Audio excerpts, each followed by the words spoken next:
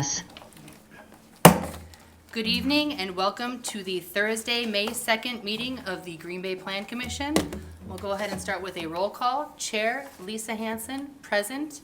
Vice Chair Jacob Miller. Present. Alder Jim Hutchinson. Present. Commissioner Darius Daniels. Present. And Commissioner Ken Ravinsky. Present. Moving on to approval of the agenda. Approval of the agenda for the Thursday, May 2nd, 2024 meeting of the Green Bay Plan Commission. So moved. Second. Motion by Vice Chair Miller, second by Commissioner Daniels. All those in favor? Aye. Any opposed? Moving on to approval of the agenda. Oh, that's it. Sorry, my bad. Moving on to regular business, and we will start with the public hearing. This public hearing has been properly posted and public notification has been published in the Press Times. The Plan Commission is interested in hearing public comments on the subject agenda items. We invite your comments and ask that after your name has been called, you state your address, whether you represent a group or association, whether you favor, oppose, or are only providing information in this matter, and your comments or concerns. We also ask that you confine your testimony to facts related to the proposal at hand and avoid repetitive testimony. City staff will provide a presentation during the public hearing, and questions raised by the public may be asked, but they will not be answered by staff until the upcoming actionable item. You must be recognized by the Plan Commission in order to speak, and please address your comments to the chair. Comments will be limited to 3 minutes, and we will now open the public hearing on item number 1. Public hearing on a request to create a planned unit development for the creation of a 21 small home cottage court located at 2890 St. Anthony Drive, submitted by Veterans First of NEW Inc., applicant on behalf of Brown County Mental Health Center property owner. Thank you, Chairperson Hanson. Yes, so this is zoning petition 2404. Reason for the request is to permit the development of a military veteran preferred small home cottage court on a 3.46 acre property that is yet to be divided. So what you see up on your screen right now is the what we call the parent parcel, a 33 acre parcel, of which 3.46 acres would be split off for this development project. It is located on St. Anthony Drive. Oh, you can't see that? Good. It's located on St. Anthony Drive, just north of the St. Anthony Mount Mary Drive intersection and south of the Curry Lane St. Anthony Drive intersection. It is zoned public, well, oops, sorry. It is zoned public institutional district, and it's currently undeveloped green space. It was formerly the location of the Brown County Mental Health Center. To the north of the property, you will see veterans preferred multifamily residential at this location. And that is also zoned public institutional to the south, which I should go down a little bit here. So, well, this is the actual piece of property, the 3.46 acres. This is a view from St. Anthony Drive to the site looking east. And this is a view from Laverne, which is in the neighborhood, to the site looking north, and it's from these two exact locations. Go down here. So as you can see, this the future land use plan recommends other public and semi-public uses for this area, lower density to the south, some green space or parks to the east, and medium-high density housing generally across the street to the west and a little bit to the south.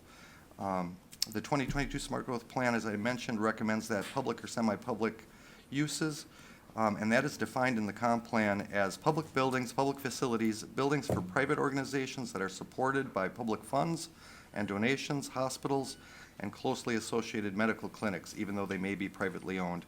This also includes places of worship and cemeteries. So the proposed development is a mix of residential and social service activities. So this does fall into that category as a private organization that's heavily funded by public resources. The proposed use, therefore, is not in conflict or not inconsistent with the recommendation of the comp plan. But I do want to make a point that even though it is not inconsistent, the underlying zoning of the property, which I'll go to the next slide here, What you can see there, the green color is public institutional. The light yellow is rural residential, which is sort of our holding zone. And then as you can see, the other colors here, the orange is a R3, which is a very density, our highest density multifamily district, and the light yellow is our low density residential district. So even though the proposed use is not inconsistent with the future land use recommendation, we are not proposing the underlying zoning to change at this time, basically because we are proposing a planned unit development for this site. What that does, well, per code, the PUD means that it's a development overlay, and it is used to enable a development of land in an integrated and innovative fashion to allow for flexibility in site design and encourage development that is sensitive to environmental, cultural, and economic considerations. It also provides the City Council the ability to establish reasonable conditions on the use to potentially mitigate any adverse impacts. By using the PUD and not changing that underlying zoning, the land use designation will remain PI or other public use. Should the development not occur, that PI zoning would still be in place. However, if this is approved and developed and established, staff will likely come back through the process to change that future land use plan to match more of a low density or a low to medium density housing designation. I'll kind of go down with some more of these here. So this is a little more close-up of how that land would be split. This on the bottom right is a draft certified survey map. It's a plat of survey, but this is what would be divided off. And that has been overlaid onto an aerial photo so you can kind of see where that sits. And then also some of the buildings are on there as well. And this is just a close-up of that, that overlay. So this is a document that came from Brown County. It was a survey, a historical and architectural survey that was done on the site, and you'll see here on the left, it's a very busy photograph, but you'll see that these are elevation lines. So each one of these lines signifies 2 feet of grade difference. And it's actually going up. As you can see, it goes from 680 to 690, drops down to roughly 650 down when you get into the actual site itself. And then to the bottom, just so we can get a feeling of how close this dig site potentially is, architectural site is to the development itself. This came from Brown County. So there'd be 15 or 17 feet from the archaeological site survey to the property line, and then another 25 feet from that property line to any structures on the site. And this I wanted to mention because in the architectural survey, it does recommend a 30-foot buffer around the site. So in this case, you are over that. You're at about 42 feet, and also a considerable grade difference. And let me kind of go back to this one for now. So again, that request before the Plan Commission tonight is approval of that plan unit development for the 21 small homes in a cottage court setting. Cottage court, if you're not too familiar, is kind of similar to a condo scenario that isn't a condo. So the city does not allow multiple single-family homes on a lot. You can condo those off, and then they would be allowed. What you do at that point is what's called a lot equivalent to size. So the city's code requires 7,500 square feet of area per single-family lot. In this case, this development would be at 7,300 square feet per lot, or equivalent lot area. They're not individual lots, they're all on one lot, but that would be the equivalent. So the units that are being proposed here are veteran preferred, and they're complemented with a variety of social and supportive services for the tenants or residents of the development itself. And so it really does have 2 elements to it. One is the physical element, which Plan Commission is very familiar with, and the other is a social and support service element. So the physical element would be 17, at the end of the day, 17 400 square foot homes and 4 600 square foot homes. You can kind of see on here, the bigger ones here are the 600s. And you can see them here. And then the smaller ones are the 400s. There would also be a storage garage, which is located here, community center located here, a small pavilion just for outdoor entertainment, and then some gardening spaces. And then also you'll see 2 surface parking lots on the site. As far as social service support, or social and support services, they will be limited to residents of the development itself. They'd be administered by qualified or licensed professionals with assistance of trained volunteers. And these are going to include active case management, employment and career services, group and individual mental health therapy, physical wellness activities that could include such things as yoga, tai chi, massage, chiropractic services. There would be mental health counseling services and financial literacy counsel and programs. So again, the area is about 3.5 acres, and as I had mentioned, it is part of a larger 33-acre parcel owned by Brown County, but those 3.5 acres have been designated to be split from the site. So I'll go back down to the site plan itself. Sorry for all the zooming back and forth. But they're kind of proposing this project in 3 phases, and it's color-coded on this map. However, those phases are not locked in. You could do those at different times, but this is what the proposal was. So phase 1 is in yellow, and that would include the 25-foot drive aisle that runs down through the site to access the homes and the other amenities on the site. Pedestrian walks, which you can see are on the south side of the drive, and then when they get into the development, they would then go onto both sides of the drive, so connecting St. Anthony to the development itself. 5 400-square-foot single-story homes, 2 600-square-foot single-story homes, and 1 14-stall surface parking facility. So again, you can see those in yellow. The second phase would consist of 7 400-square-foot single-story homes, approximately 3,000-square-foot single-story community center, 1,200-square-foot single-story garage, and another 14-stall surface parking lot. At this point, they would also likely put in the pavilion and the community garden areas, or at least one of them. Phase 3 would be 5 additional 400-square-foot single-family homes, 2 additional 600s, and communal garden area. The petitioner has indicated they may switch some of those out. They had indicated they would like to do the garage in the first phase, the community center probably in the third phase, but that's still to be determined how those would actually shake out. So I'll go down to here. So the homes are proposed to have a minimum lease term of 30 days.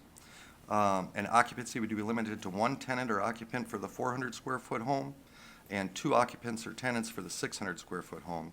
All residents would be screened prior to leasing, including a pretty rigorous intake procedure, which is detailed in their operating plan that was included in your packet.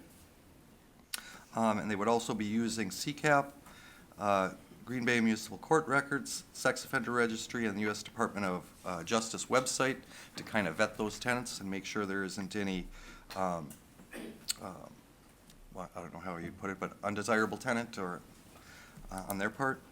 All homes and other structures are proposed to be single-story. As you can see, on the left-hand side here is the 400-square-foot home concept, and the 600-square-foot is on the right. On the bottom are just sort of more stylistic drawings, and they're kind of split up as well, the 600s and the 400s. So they will be set back, and I'm going to go back to the site plan. They'd be set back greater than 400 feet from St. Anthony Drive, except of course for the roadway, and they'd also probably have a community identity sign within that 400 feet, likely at St. Anthony Drive. The north and south side yards would be no less than 10 feet from the property lines. As proposed, all the home building designs, I'll go back to that now. Excuse me. All the home designs would include an open gable roof, covered front porch, primary front facade window, and windows on all sides of the home. The buildings would be clad in horizontal vinyl siding, And obviously, they are modest in size, but I would point out that the city's code itself allows homes up to 580, 22 by 22. 484 square feet. So the 600 square foot homes would meet code as far as a home size, the 400s would not. And that is part of the reason for the plan development as well. So they are modest in size. Staff, after reviewing these elevation drawings, felt that the homes could attain a higher level architectural character to kind of match homes in the city itself and in the surrounding area. And we recommend that these exterior characteristics be enhanced with shake siding, and you can kind of see some of it here, but shake siding in the gable ends of both the porch roof and the primary roof. An additional window on both sides of the building itself. Be a minimum of 3 distinct and different siding colors for the homes, so that no more than 7 out of the 21 are identical in color. All window and door openings would also have to have trim in a contrasting color to the siding. Front porches are recommended to include railing systems. Even though they are at grade, that is more of an aesthetic feature and a design feature of a home, having the railings. As far as the community center, garage, and pavilion go, they currently are not designed, but they would have to meet the regular building standards located in the zoning code. I'm going to go back to this one again. As I had mentioned, access would be coming off of St. Anthony Drive. It's proposed to be 25 feet wide. There has been some indication that that might be a little bit narrower. Our code would require a minimum of 22 feet for two-way traffic. And that would, again, access the entirety of the property. You'll notice a cul-de-sac shown on this plan on the far east side of the site. And so you would have to have some type of a cul-de-sac turnaround or other turnaround that could be a Y turn, a T turn, but some type of turnaround that would be acceptable to Green Bay Metro Fire and also the Department of Public Works to service the development to get in and get back out. I mentioned the pedestrian access before, but that would be a 5-foot wide sidewalk or trail system providing access again from St. Anthony to all the structures in the development. One thing, well, I'll wait until the action item for that, I guess.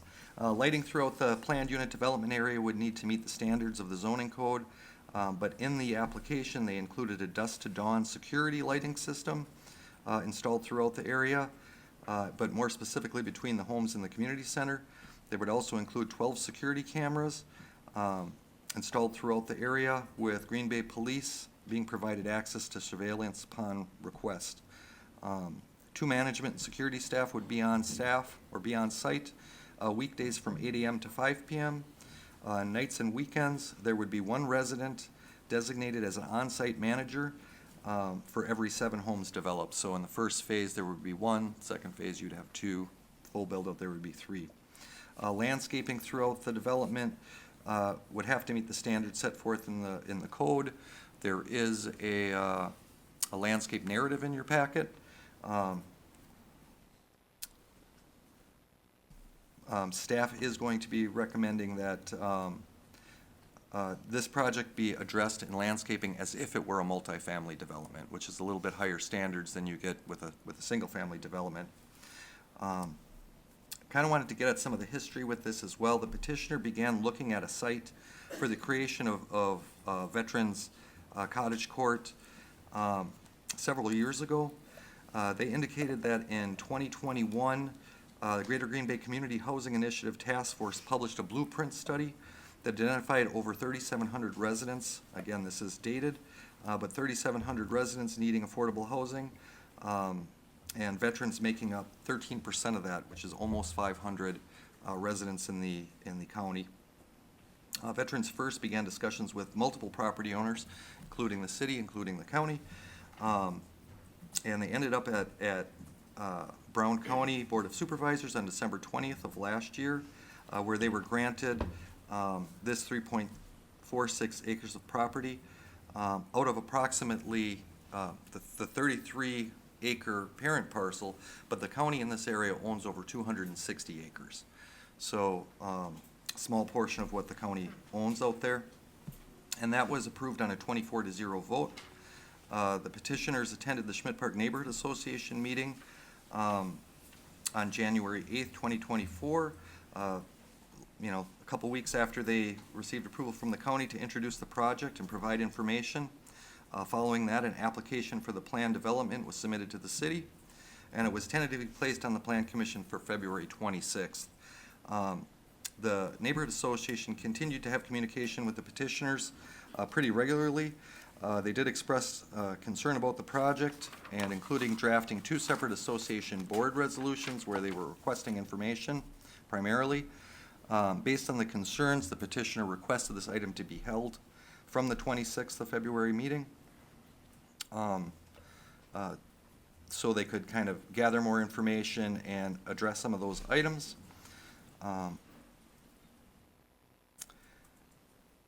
So on February 20th, they had a neighborhood meeting, quite a big neighborhood meeting. Approximately 90 people were in attendance. At that meeting, there were quite a few questions and concerns from the association that remained, that they were not answered to the satisfaction of the association at that time. So again, the item was held from the 26th Plan Commission meeting. And in light of some of the interaction after that point, it wasn't felt that another neighborhood meeting or another neighborhood open house would be beneficial. Alderman Grant, Schmidt Park Neighborhood Association, property owners within 400 feet have been notified of this meeting. There were 2 separate sets of zoning action signs placed on the property along St. Anthony per Plan Commission policy. Typically, we only have 1. They seem to have been removed, and some more were put out there. We have received many written comments about the request. We included everything we could before it was published last week in your packet. And there's quite a few people here to speak. And I don't know, John, were you able to get some of the comments we received after? Yes, the so Plan Commission? in addition to your packets, you happen to have a few more comments that were received online after the published date. You have some additional information as provided by Veterans First regarding their background and qualifications from staff. You have some information that was provided that has some petitions for Veterans First that were signatures that were gathered, many hundreds that were gathered for this. And then there was some information that was submitted here by the neighborhood, I believe, before the meeting as well. So quite a few different sheets of information that were handed to all 5 of you. And I think the last thing I would just like to kind of bring up here is just to kind of give you, I know the Plan Commission knows this, but to give the audience and Plan Commission maybe a refresher. So Plan Unit Development has identified objectives in our code. So when reviewing requests for the Plan Unit Development, you need to consider 8 items.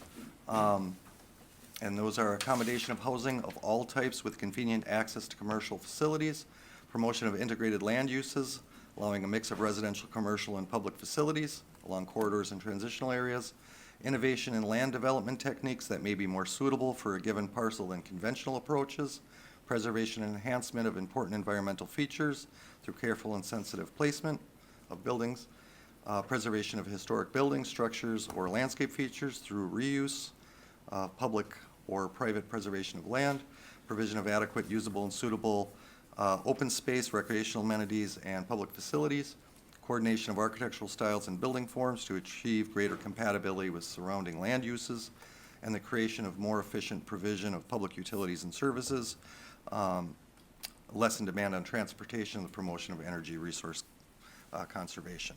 So I just want to throw those out there just so you kind of had them. And with that, I think, there you go. All right, thank you, David. All right, so now with this public hearing, we're looking to hear from anyone who would like to speak on this. I don't know if everyone saw at the door, there are these forms to fill out. You can just bring them up, bring them to someone and they'll bring them up to me. We'll call your name, you'll have 3 minutes to speak. You will not be able to come up more than once. And once we call your name, please state your name and address for the record. All right, and we will go ahead and start with Gail Knorr. Chair, Yes. would you also give Oh, got you, you're right. Is it star two to unmute? And if you are calling in on Zoom, you can either unmute yourself when I call, or it's star two to unmute. Okay, and you'll be keeping track of who's online? Okay. All right, and we'll go ahead and start with Gail. Sit down? It's up to you. All right. I'm Gail Knorr, 13427 Velp Avenue, Swamico, Wisconsin, 54173. I'm the co-founder of Veterans First and the secretary and program director. On this National Day of Prayer, we pray that we can all work together to provide homes for our veterans and address the concerns brought to you today and in the future. Thank you, neighbors, for saying we need a more experienced board. We added 8 very experienced board members with over 250 years of experience combined. We have nearly tripled our board members who are dedicated to our cause and now have 13. We will offer safe, supportive, affordable housing and services that are greatly needed by our area veterans. We have over 75 agencies and professionals helping us achieve our goals. All our residents will be veterans and spouses or significant other. We have addressed the concerns that were brought to us by the city. You already talked about the security cameras, so those are going to be accessed by the Green Bay Police Department. We have staff on site from morning to evening and squad leaders. Dave already talked about that. We are partnering with Vantage Point Property Management for rental contracts. We are partnering with the VA and Community Treatment Center for case management and healthcare services, and also rental assistance up to 70%.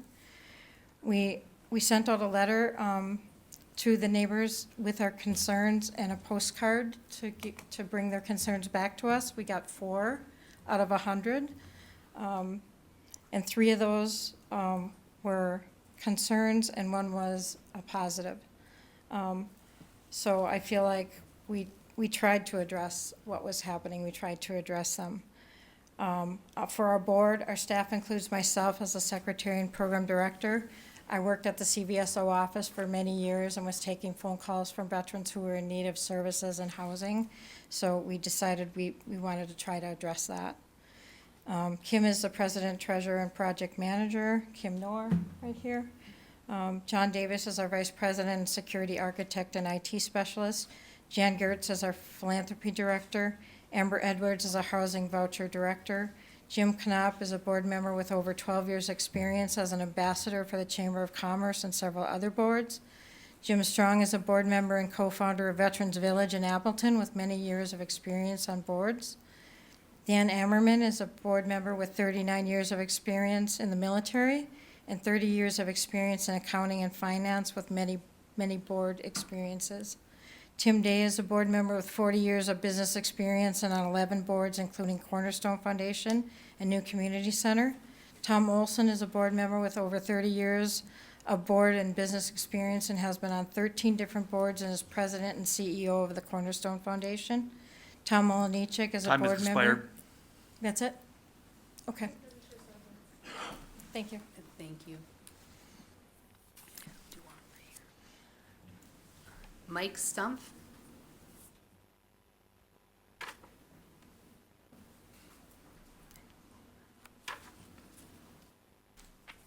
Is this the mic? Okay. Good evening. My name is Mike Stump, graduate of West High School and former member of the Park Board as a team member. I'm representing De Pere Lions Club.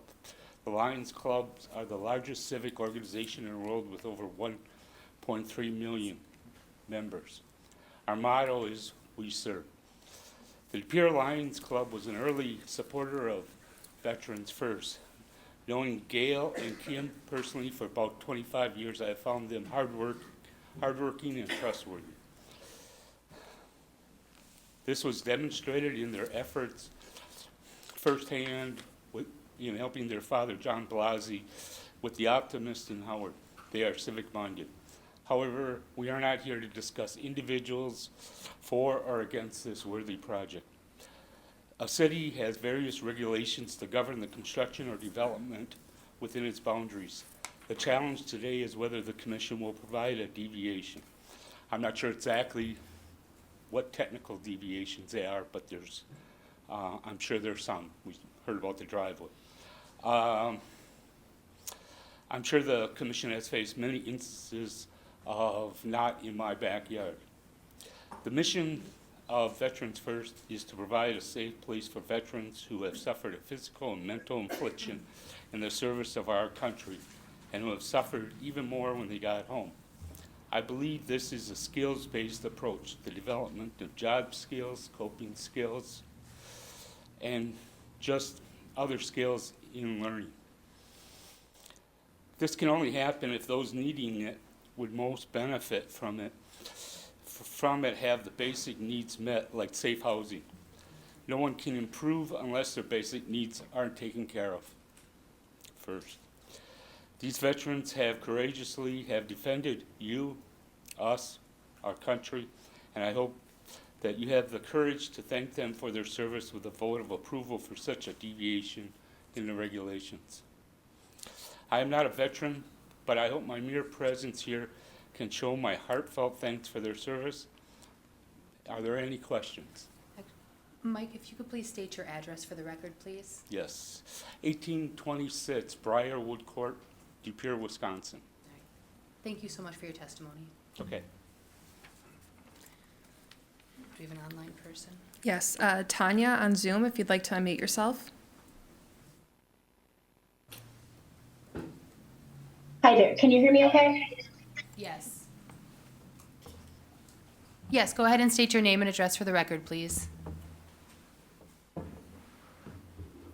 she hear me?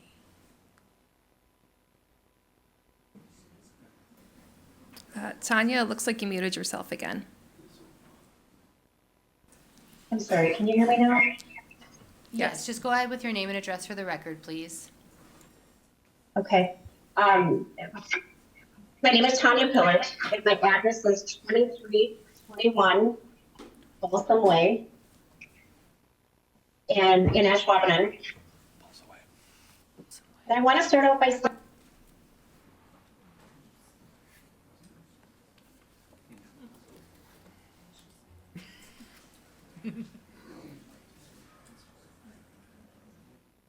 I would just go to the next person. I don't Okay. see her. Technical difficulties. Should we go, George Dexter?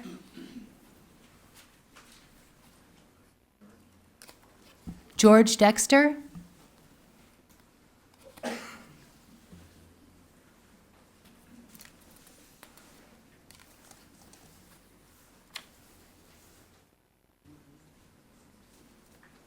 Good evening. My name is George Dexter. My home address is 2089 Weston Way, Swamico, Wisconsin. I'm here to encourage the community to throw their support behind Gail and Kim. I've known them for many years. I know their heart for veterans, and it's just amazing what they plan for this community to help veterans that are in need. I've known Gail for, as I mentioned, many years, and seeing her interact with veterans and with their current plan is to help veterans with a hand up, not a handout. They hope to educate and train these veterans to succeed and prosper as members of this community.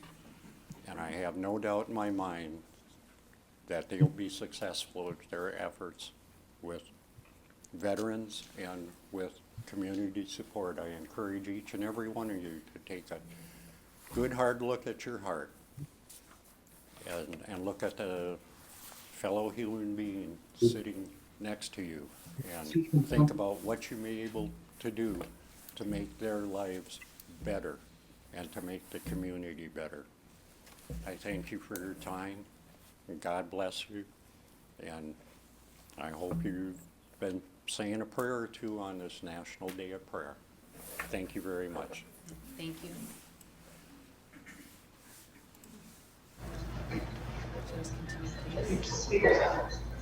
Hi. John Hose?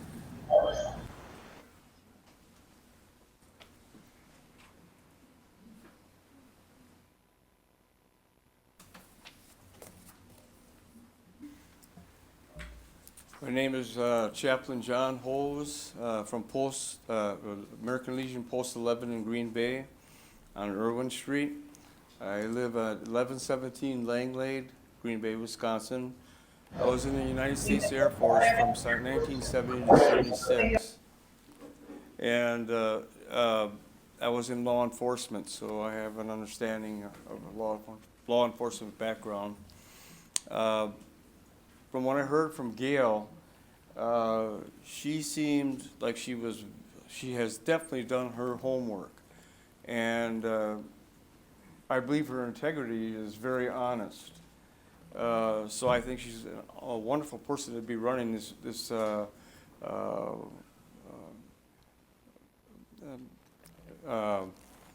community center, so to say. When I was at Procter & Gamble, I was a manager, electrical manager.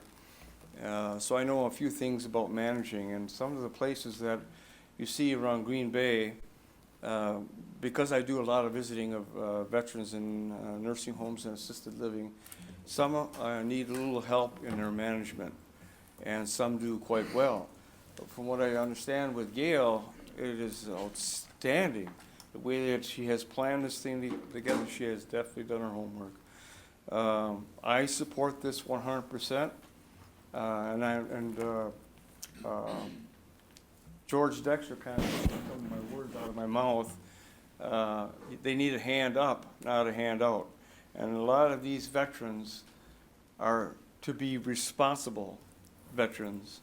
They really want to help that housing area to be a success. Having in-house management, kind of scoping the area out, making sure everything is running correctly and well managed, and there's laws to be followed. I believe that this is a wonderful opportunity for our community. Thank you, and I hope that you support it. Thank you. Tanya, we are ready for you.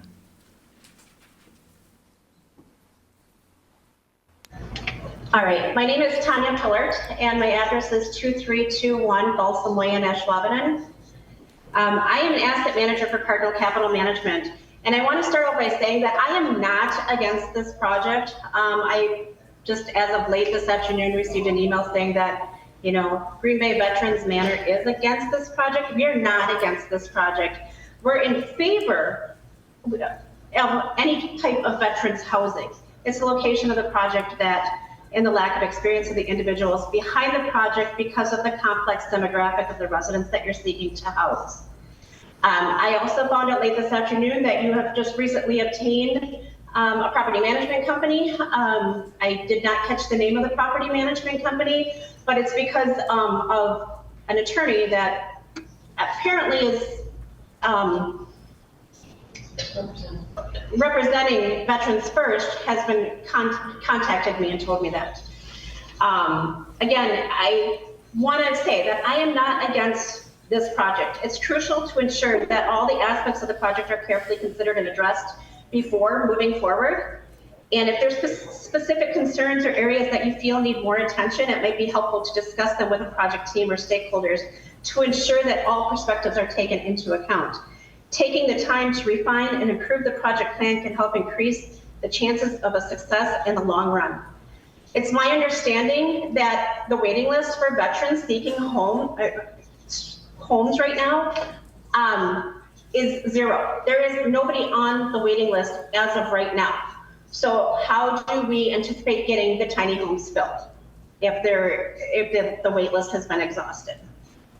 And that's either, there's plenty of, I'm sure, homeless veterans out there that don't have the knowledge or are not wanting to seek the housing. They want to remain consistent as they are. The tiny homes being located right next to Green Bay Veterans Manor, I feel will confuse a lot of individuals thinking that we are all one. I have said this over and over that we are two separate entities. We are serving the same purpose, but we are two separate entities. The residents I see at Green Bay Veterans Manor lack transportation out here to appointments, to grocery stores. Yes, we are on the bus lines, but does a resident want to jump on a bus and be on a bus for an hour or two just to run down to the grocery store for staple items? We always say we're the hidden gem out here, but it would be nice if there was more for our residents to do within walking distance. That is probably one of the main complaints that we have out here. Has any research been conducted to identify alternative locations to better align with your requirements? Has anyone sought advice from real estate professionals or urban planners who can provide insights into potential locations and their suitability for your needs? Time has I expired. would like to express, I'm sorry, what? Time has expired. That was 3 minutes. Thank you. Thank you. All right, next, okay. Jonathan Davis.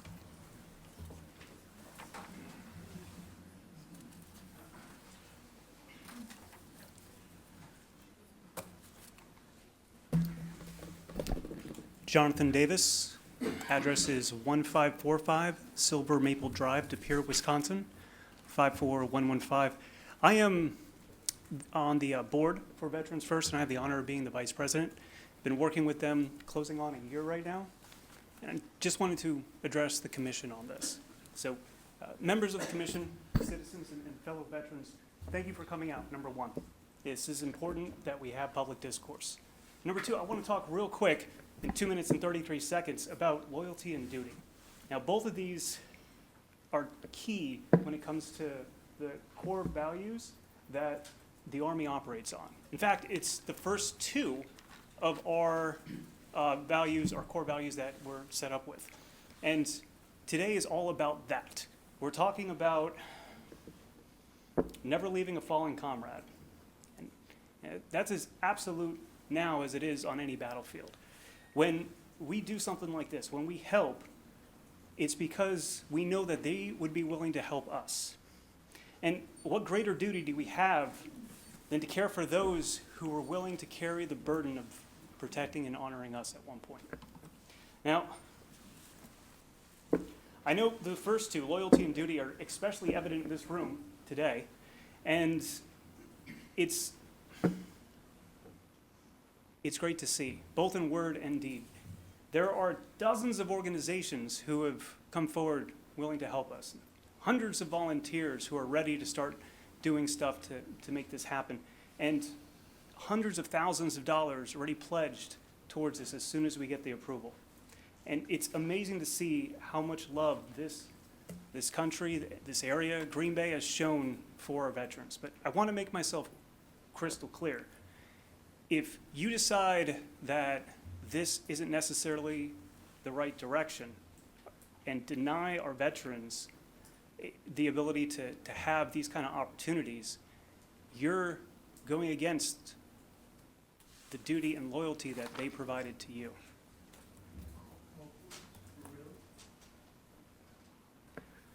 True patriotism lies in honoring those who sacrifice for us. It lies in recognizing the duty of those veterans and the fact that it didn't end when they hung up their uniform, but rather having a commitment to ensure their well-being and security. It's not some retweet, it's not some forwarded Facebook post, it's not some sticker on the back of your car. It's about making sure the people who were there for you are looked after. Thank you. Thank you. Dalton, if you'd like to unmute yourself. Dalton Lardnoise, 2638 Don Gerard Way, Green Bay, Wisconsin. Good evening, and thank you for allowing me to speak. As I mentioned, my name is Dalton Lardnoise, and I am an occupational therapy doctorate student, currently attending Concordia University, Wisconsin, and I would be considered one of the supportive elements that was mentioned earlier in the meeting. In the near future, I will be partnering with Veterans First to complete my capstone project, which aligns with the scope of practice for occupational therapy. And for those of you who may not be familiar with occupational therapy, we work with clients to restore and maintain function in a variety of facets, such as mental, physical, psychological, and emotional well-being. During my time with Veterans First NEW, I'll be designing and implementing programs that fit within this scope of practice. A few of the programs that we've tentatively talked about implementing include nutrition and exercise programming, medication management programming, and opportunities that provide various leisure pursuits for the veterans and residents of Veterans First. I'm also a certified personal trainer and will be using this knowledge along with the knowledge that I have accumulated for 7 years at Concordia University, Wisconsin, to provide educational opportunities about nutrition and healthy eating, as well as create customized workout plans so that the veterans can live a healthy physical life. A medication management program would be available upon the veteran's request, and it would provide an opportunity for them to possibly learn more about dosage, appropriate timing, make sure that they're getting the medications that they need, again, if upon the request and they identify that that's something they're interested in. Finally, various leisure programs would be implemented to help promote mental health, as well as just giving them meaningful activities to participate in and provide entertainment as well as social participation with the other people within the community. These are just a few of the program ideas that I have thought of and we've discussed a little bit with Veterans First. So in summary, I'll be designing and implementing programs alongside with Veterans First to promote mental, physical, and psychological health of the veterans that call Veterans First their home. Thank you for allowing me to speak tonight. Thank you very much. Tom Hines.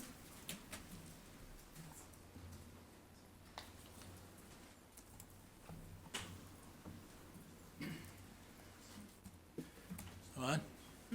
Hey, good evening. My name is Tom Hintz. I live at 2819 Nicolay Drive, Green Bay. I've been a resident here since I got out of Vietnam. I'm here to support this program. I spent 37 years in law enforcement, 31 years at Green Bay Police, 6 years as sheriff, 4 years as county executive, and I've known Gail for a number of years. I see no reason at all to vote against this proposal. I've looked at the site plan. I've talked to Gail, talked about some issues there, and I just see it's a positive. I just want to throw this in here for a second. You know, Brown County is named after General Jacob Jennings Brown, the most decorated war hero of the War of 1812. 90% of the people in Brown County don't even know that. When General Brown passed away, all of Congress, the president, walked down Pennsylvania Avenue in his honor. He passed away when he was 53 years old. He actually visited this place one time, and we have the prestige to be named in honor of General Jacob Jennings Brown. I think if I could look in the past, he would be standing right next to me saying, vote for this proposal. We started the Veterans Treatment Court in 2011. We named the county executive's office conference room the Veterans Room. We've had 85 successful graduates from Veterans Treatment Court. Nobody thought we could ever do that. So don't put doubts in people's mind by saying you can't do this. They can do that. It's a very, very positive issue here that we're going to have. I live in the general area there. You know, I see no reason why we should refuse this proposal. You know, I thank you for allowing me to speak here this evening, and you know, God bless our veterans. Thank you very much. William, if you'd like to unmute and speak. Hi, my name is Wayne Kesserich. I live at 2900 St. Anthony Drive. I live here. I've been living here for about 3 years. I'm a veteran Coast Guard. I am against the Veterans First coming in here. It's too close to the property line. It will affect, I believe it will affect our way of life here for the other guys that are here. We're all veterans. We're all supposed to be here.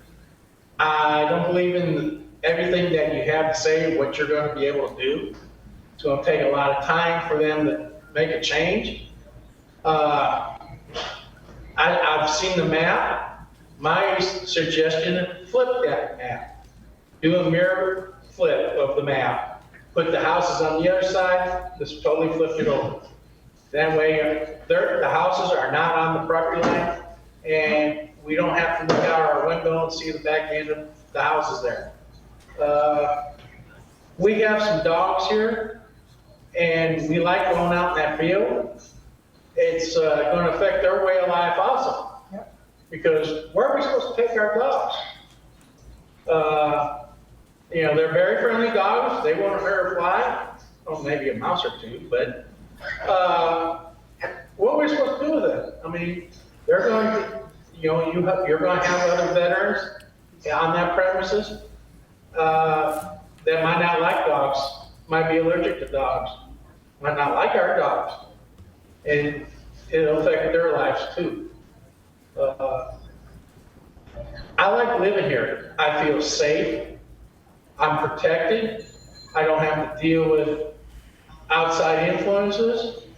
I can get my groceries. I can talk to everybody here. We all get along, most of us. I like the people here. I just don't know if we can add those other people there. It might work out. It might not work out. And what are you going to say about that? You talk about you have the funding and, you know, all the backing and everything. Really? How much money you got? You know, do you have the money that's in the bank to do all this or not? You go ahead, if you want to be honest, be honest.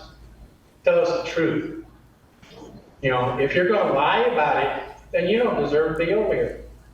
What about those other buildings in town that are abandoned, not being used? Why can't you use one of those and make those apartments for the veterans? At least they have a roof over their head now. You know, start with the smaller rooms and build them. I mean, you talk about taking care of the homeless veterans. That's where you need to go, not taking a piece of raw land. Time has expired. Thank you. You have a good day. Thank you very much. Matt Jacobs? Beautiful.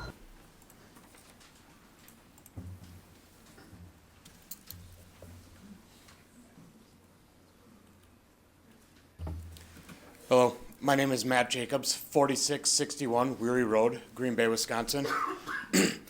Board members and Green Bay Planning Commission, this letter comes to you from Brothers and Sisters of Carpenters Local 1146 in full support of Veterans First.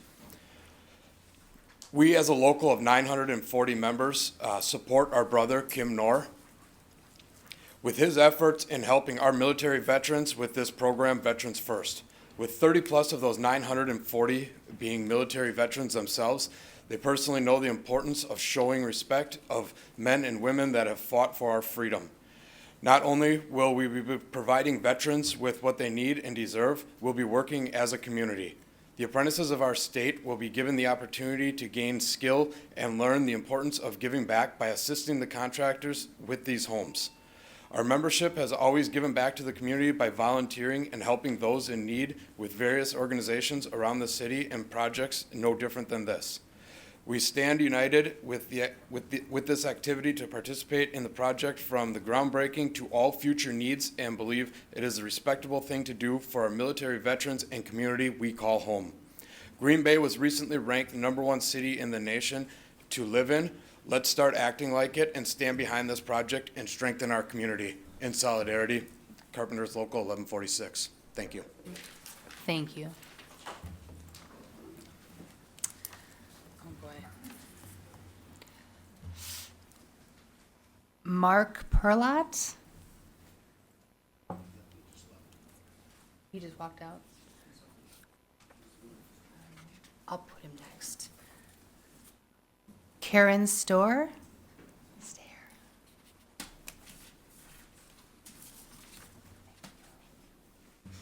here.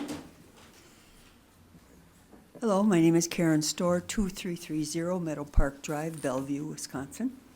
And I'm here just to let everybody know that right now we work with the veterans. They come to our facility, but I think this is going to be such a plus because we can be there every day and working with them because we do about 25 different therapies, also working with the PSTD. So if we can be in one spot, and I've been doing this for 13 years, So if things are not going well, most of you, if you know me, I will say something. So we would definitely like to be part of this so we can make the community grow and make it safe and healthy. Thank you. Thank you.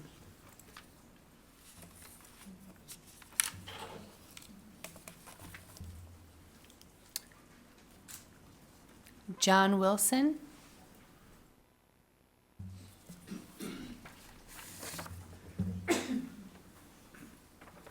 Hello, my name is John Wilson. I live at 2657 Foxfire Drive in Bellevue, Wisconsin, 54311. I was at one of the first meetings a while back, and a lot of stuff was brought up about the problem of having these homeless vets walking around their property. So I did a little research, and what I did is I went to the National Sex Predator public website, and I did a little thing with a 1 mile radius around where Veterans Manor is, and there are 48 sexual predators there, one of them being a woman, and 30 of them are in the jail that's in that property, close by that property. Then I did a 2 mile radius, 66 sexual predators, and with 30 being in jail, so there's 33 within a 2 mile. In the 3 mile radius, there's 119 sexual predators, and 30 in jail, and the rest are in properties. I have, this is all available to anybody that wants to do it. It's a free website, and it lists their name, and they all have their alias and pictures of them. So you may have these in your own neighborhood. I did mine. I did a 1 mile radius. I have 35 sexual predators around my house in Bellevue, a 1 mile radius, and 2 of them are in my subdivision. And those are the people that these people should be worried about, not a veteran who wants to have a place to sleep. They want to know they can go there and get a good night's sleep without being bothered, and that they can be out of the weather, and they can have food and stuff available to them, not have to look for it every day. Because some of these homeless vets have slept in their car, slept under bridges, and now all of them are starting to look for a place to live. I also did a little research on the Veterans Manor said they're in favor of this, but there was a woman there, not the one that was up here, that spoke there, and she seemed very adamant about the project being so close to them. And I looked into Veterans Manager, and they lease their apartments, and they go for $1,300 to up to $2,000, depending upon the amount of beds. Plus also in Wisconsin, they have 15 housing units. Sites that they lived. And they're a for-profit organization. Not granted, they do help vets, which is nice, and give them somewhat of a low-income housing. But there's 7 in Milwaukee, 1 in Green Bay, 1 in Algoma, 1 in Sheboygan Falls, 1 in Sheboygan, 1 in Middleton, 1 in Glendale, and 2 in Racine County. So they may be worried that maybe some located in the Veterans Manor might want to come down to this because they're single houses that they can live in and not. Time has expired. Okay. Thank you. Thank you so much. Is Mark Perlat back? He left. Go back down. Michael Sheedy?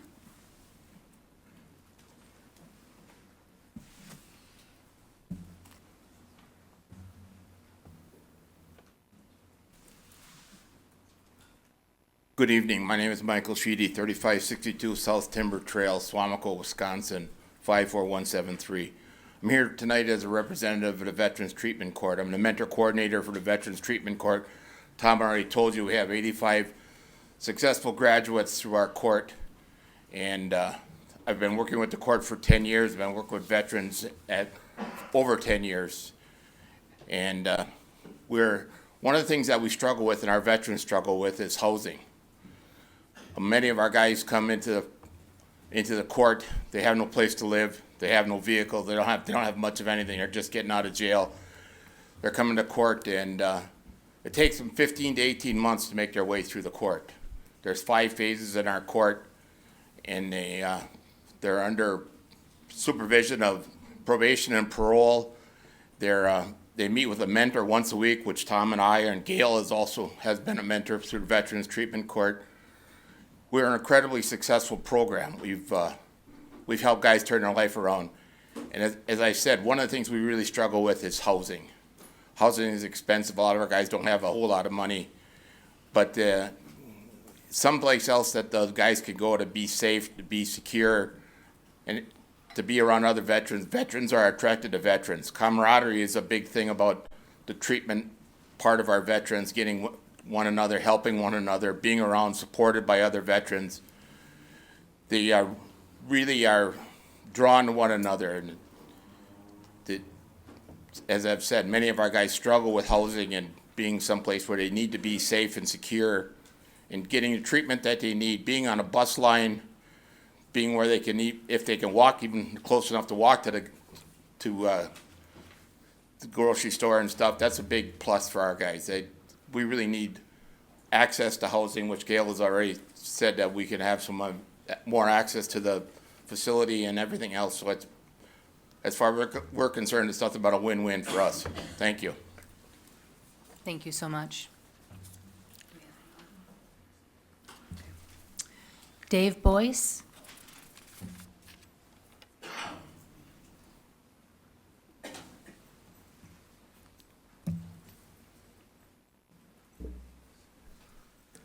My name is Dave Boyce. I live at 123 South Quincy, downtown. I live one house away from the Wellspring Women's Shelter. So I have a lot of years' experience about St. John's and Wellspring. I'm a member of helping them out. There's a lot of homeless veterans. I visited the high ground. I had the opportunity to see how strong the veteran community is here in Wisconsin. I was in the Air Force 4.5 years, in the Army National Guard for 6 years. I believe that Discover Green Bay and the #1 city would be extra proud of having something like that in the community. No matter what you have, no matter what you want to do with it, it's got to fit somewhere in the city. And this seems to be the very best choice for that. It's a chance for systematic wellness, climate. It's a chance to have immaculate landscaping and standards. It can be a concentration for community solidarity, similar to a barracks familiarity. You know, when you're stationed in a barracks, you get to know the people around you, and you're mutually supportive, and you don't let people get out of line. You want everything to be calm, a calm place to develop a much better perspective than what you had on the street. Everybody would have each other's backs. They would have an awful lot of residual military culture and discipline. As old as they are, you know, I'm 75, 3 out of 4 Vietnam vets are dead now. So no matter how old they are, they have a chance to develop lifelong friendships. In my personal opinion, this is kind of like a quasi-gated community setting. And it's a safe place to develop healthy perspectives where nobody's bothering you. So I see an awful lot of homeless veterans everywhere. You know, they're in all kinds of sad shapes. If they had a chance to get away from negative versions of being homeless, and there's some veterans that, you know, there's some other treatments that they could get, but so I'm a former member of the Homeless Task Force, and I was on the Protection Welfare Commission, which dealt with a lot of things, like the predators and all that. Time has expired. Is it time? Time has expired. Thank you. All right, thank you so much. Lydia, if you'd like to unmute yourself. Yes, hello everyone. My name's Lydia Van Thiel. I live at 2058 East Vista Circle in De Pere. I'm also the Greater Green Bay Blueprint Director for the Blueprint to Prevent and End Homelessness in our community. So I just wanted to bring up some data points that I think are really important to mention. We have seen homelessness rise in our community year over year over the last several years. This January, during the point in time count, we found 86 people that were sleeping on the streets in Brown County. That number doubled from last year, which was 48 people. We're also seeing that people are experiencing longer shelter stays. Staying in emergency shelters has nearly tripled from 2020. The average in 2020 was 32 days. In 2023, it was 83 days. So shelter wait lists are really long in our community, and we recognize that there's a really huge need for affordable housing, but especially affordable and supportive housing, which is exactly what Veterans First Project is looking to do. It's one of the only supportive housing projects that's looking at being developed in our community right now. And it would be really important to have something like this in our community. Regardless of where the project is located, you're going to get opposition based on fear and misunderstanding of the truth. But we know that the statistics show that affordable housing does not equal crime, and affordable housing does not equal a decline in property values. It was mentioned today that there are no veterans experiencing homelessness, or at least veterans that are in need of housing in our community. That's not true. Last year, we served 174 veterans in homeless services.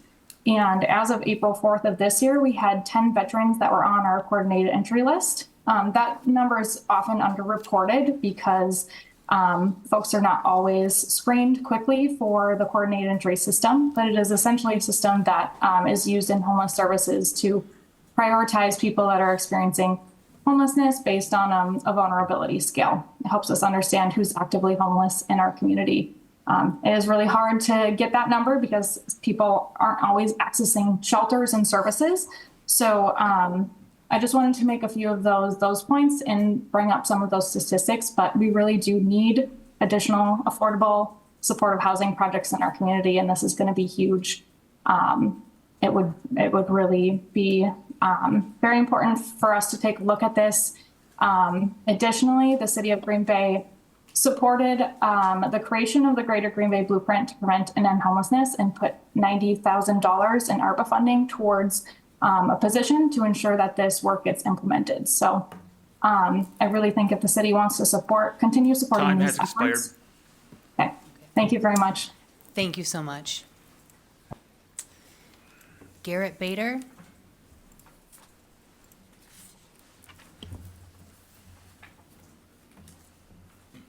Good evening, everyone. Garrett Bader, 300 North Van Buren Street. This thing is too low. It always has been. Delighted to be here tonight. Normally I'm supporting a project of my own, of course, but happy to support this project, which I really do think will be a good thing for our community.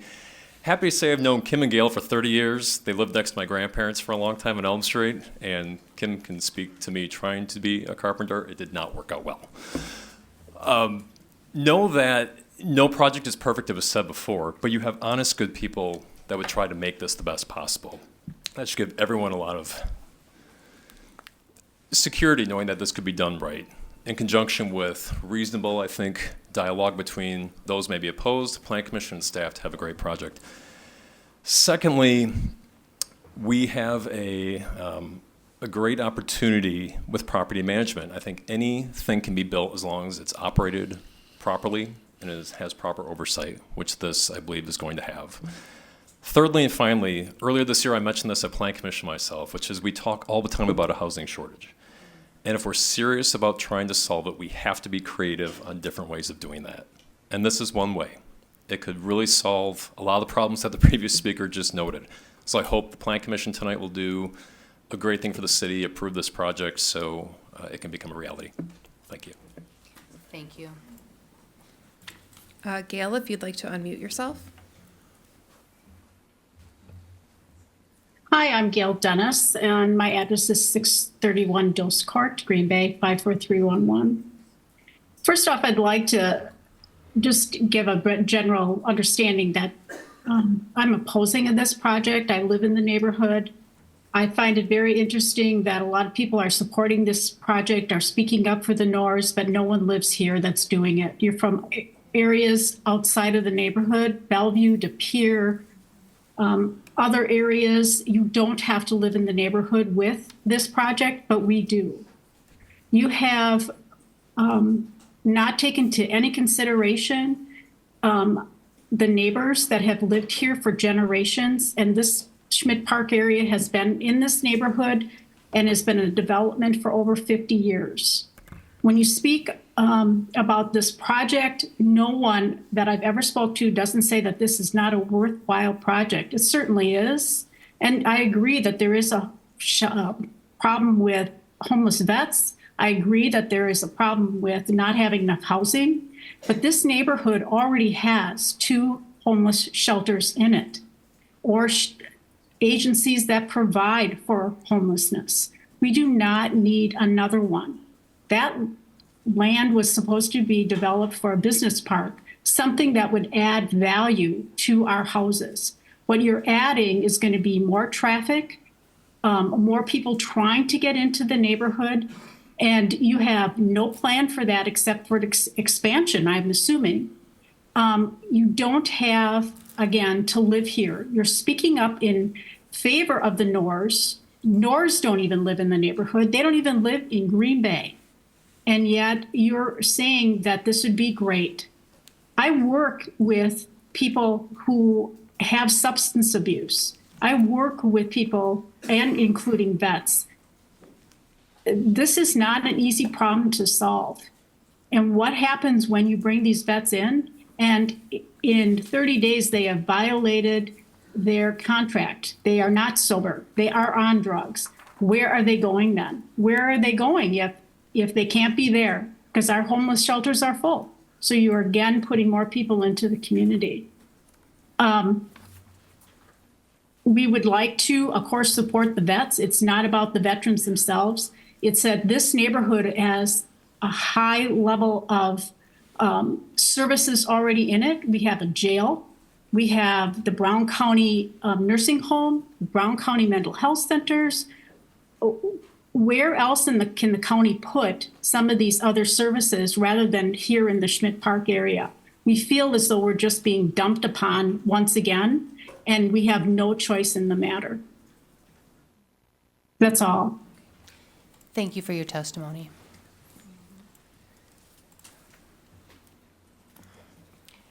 Rick Jerry?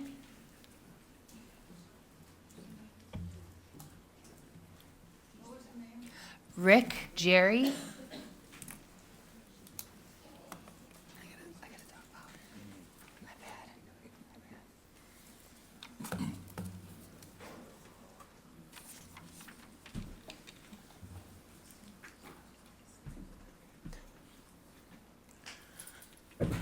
Okay, my name is Rick Jerry. I live at 1005 St. Charles Drive.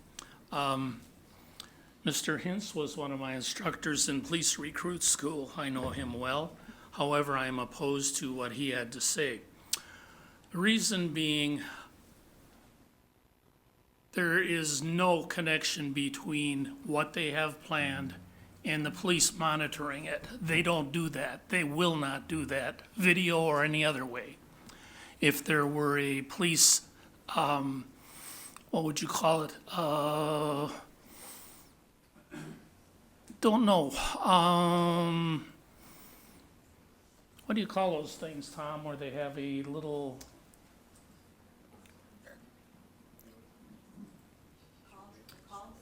No. Sir. No cams. I'm talking about having a precinct. If they had a precinct house nearby, that would be helpful, but they don't and they won't. It's not something Green Bay does. So if something happens, you either have somebody coming from the sheriff's department, which is out in Bellevue, or downtown on Adams Street. Not helpful.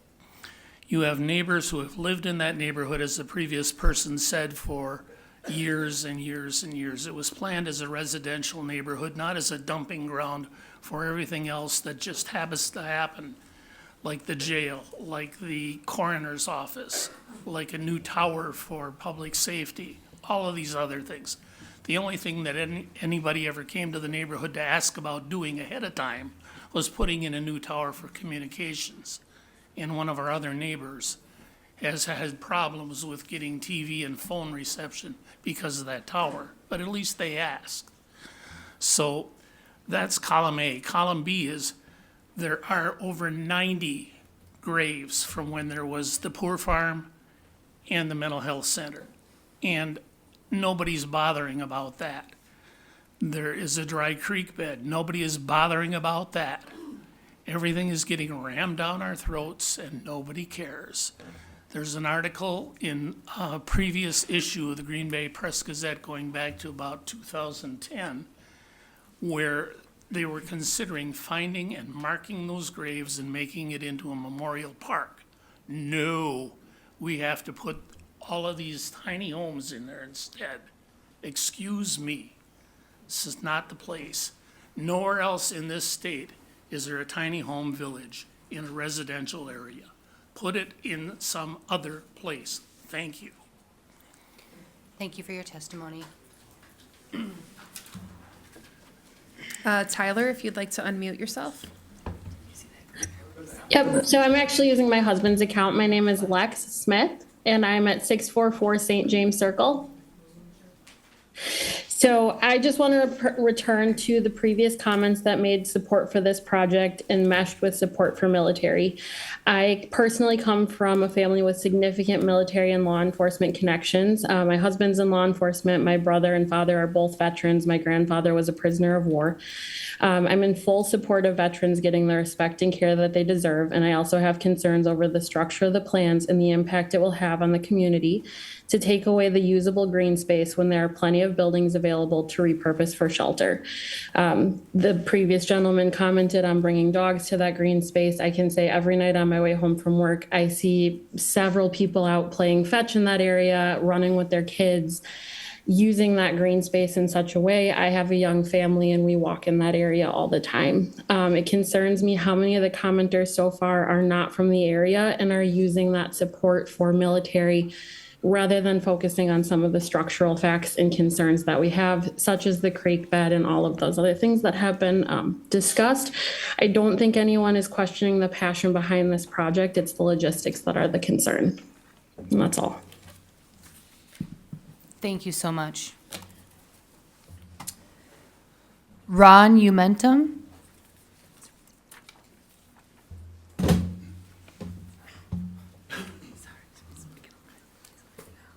Ron Umentum, 4625 Game Lane, Denmark, Wisconsin. 54 years ago this month, I returned from Vietnam with not a very welcoming society. I hope that the committee can consider these veterans that are trying to return home, who need help, who that someday they can use this place as a, not as a hammock, but a trampoline, that someday they can bounce into a house similar to what's in the neighborhood. A couple of the comments that were brought up tonight was the buildings are too close to the property line. There will be a 30-acre separation between those homes and this property. It was also stated there's no need for veteran care of this type. I don't believe that. She also stated to get to the grocery store, it's on the bus line, but it will take an hour to 2 hours to get to the store. It must be a slow bus. It was also stated that maybe his dog wouldn't like the veteran or the veteran wouldn't like his dog. Well, there's 30-acre separation between the residential property, and isn't there a leash law? Traffic in the business, or traffic was brought up that these tiny homes will bring a lot of traffic, that it should be rezoned to business. Wouldn't business bring more traffic?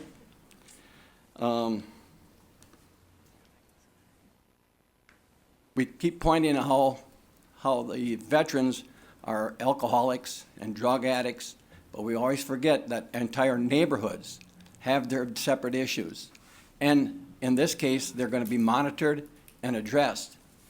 Out in the public, they're not always monitored and addressed.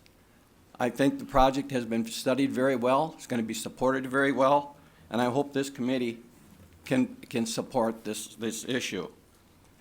We also heard one about the police not in the area. There are a lot of police going back and forth at that jail every day of every hour of the day. So if there's a call, the police officer could respond. One thing I like to read is what is a veteran? A veteran is someone who at one point in their life wrote a blank check made payable to the United States of America for an amount of up to and including their life. So I hope that we can support the lives of these veterans who haven't returned home and need help and assistance. Thank you. Thank you. James, if you would like to unmute.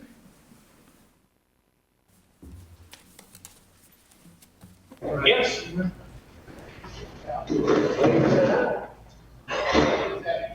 Am I muted? Yeah, no, you're on. Hi, Put the camera back on? Yep. Hi, good evening. I'm James Larson. I'm a veteran here at the Veterans Manor, 2900 St. Anthony Drive, Green Bay.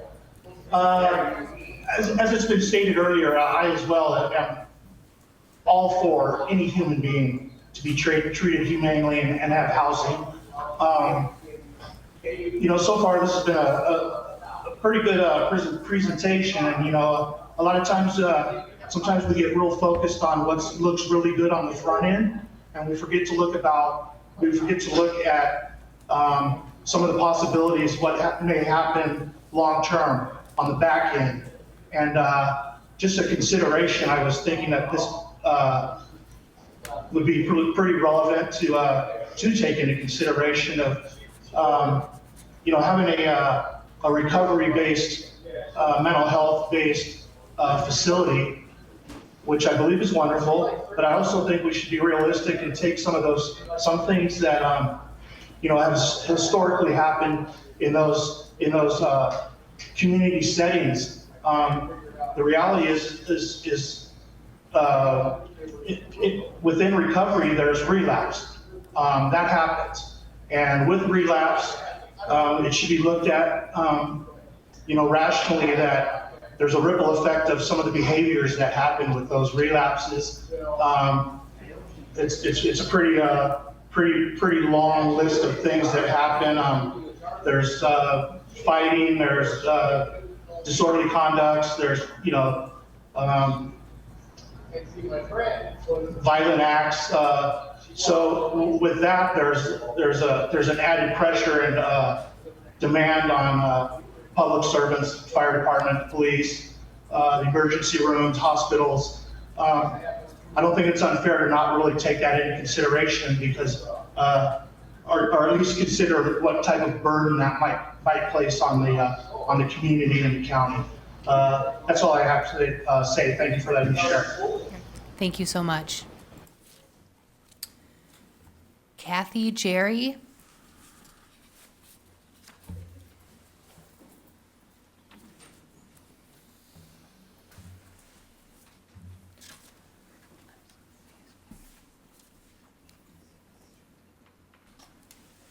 My name is Kathy Jerry. I live at 1005 St. Charles Drive in Green Bay, and I am a member of the Schmidt Park Neighborhood Association. There are a couple things I'd like to talk about. The first was a cease and desist order, and the second was a failed town hall meeting. The cease and desist threat was made to the Schmidt Park Neighborhood Association by a Milwaukee attorney on the behalf of Veterans First. Apparently, they did not like the questions we were asking when we were asking for information. And apparently, it was also a tactic to strike fear in us and force us to shut up and let Veterans First go unchallenged. This has worked to some extent, as it has caused unnecessary fear and anxiety among our members. But we know the truth is our defense, and their tactic did fail. And they say they want to be a good neighbor. At their failed town hall meeting, they told us straight out they would not answer our questions about who they were and how they would operate. They told us flat out, no, we're not going to answer your questions. They wouldn't provide factual information to substantiate their credentials. At the meeting, they claimed that the Schmidt Park Neighborhood Association was a supporter of their initiative, which was false. We had had one meeting with them, they presented information. We had not determined at that time if this was appropriate for our neighborhood. Their words certainly did not match their actions, and they never did follow up with a town hall meeting to address the concerns brought forth by many people at the initial meeting. And they say they want to be a good neighbor. We are not against the goal of housing veterans. We warmly welcomed Veterans Manor when it was built. The first thing we did was to have a neighborhood-wide barbecue to welcome them to the neighborhood. That has continued every year since. We've had Christmas and Valentine events for them as well. We obviously cherish these people who have served our country, but Veterans Manor is a well-run establishment. We do not see Veterans First being anything like that at this time. It appears to be a bunch of people wanting to do good, but clueless about how to go about it. The improvements that we have seen from them appear to be as a result of our investigation and pushing them to do better. One example, their board. We don't want to be a part of their experiment. Our foremost concern is for the health and safety of our neighbors, many of whom are deeply concerned about this adventure. I did notice that a lot of people spoke in favor of them. None of them live in our neighborhood. The two people from our neighborhood who spoke were against it. The two people from Veterans Manor who live there, who are veterans, are against it. It's not that we don't think this is a good thing to happen somewhere. We do think the location is inappropriate and does not belong in the Schmidt Park neighborhood. And Nicolay Drive, by the way, is not in the Schmidt Park neighborhood, where one speaker did talk about it. Thank you. Thank you so much. Point of order. No. MG Dan Ammerman.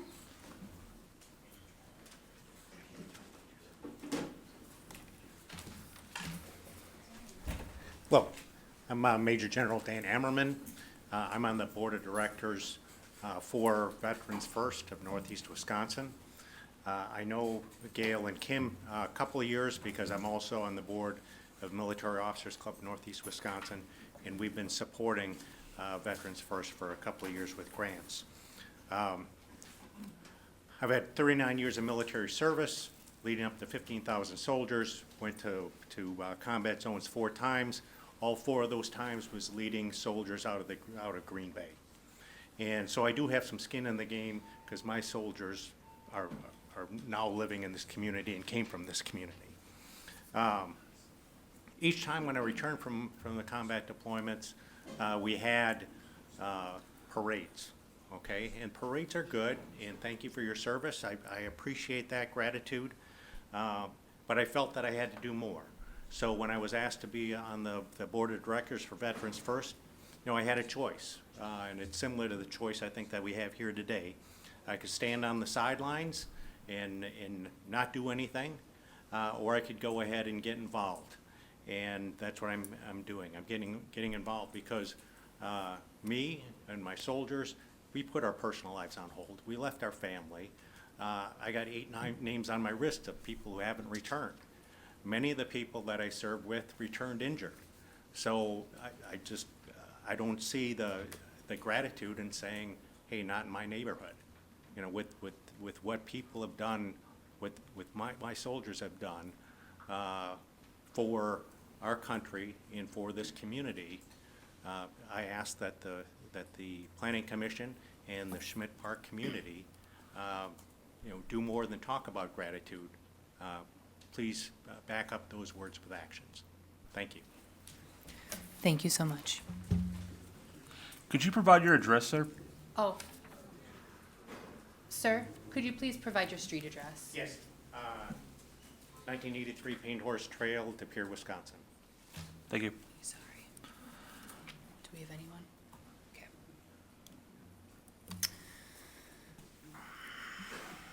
Bill Matcheffs.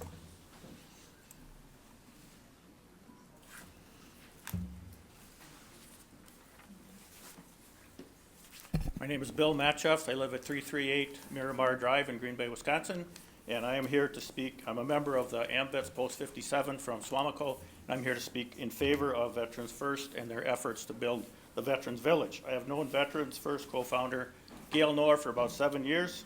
She's a dedicated member of our AMVETS Post and volunteers faithfully for all of our fundraising events. In addition, whenever I've gone to events in our community, Gail is there lending a hand or just talking to people about veterans issues. Her years talking with veterans while working at the Brown County Veterans Service Office made her acutely aware of the importance of affordable housing for local veterans. That's what led her to found Veterans First and her effort to build this Veterans Village. Her passion for the Veterans Village project is evidenced by her constant efforts to make it a reality.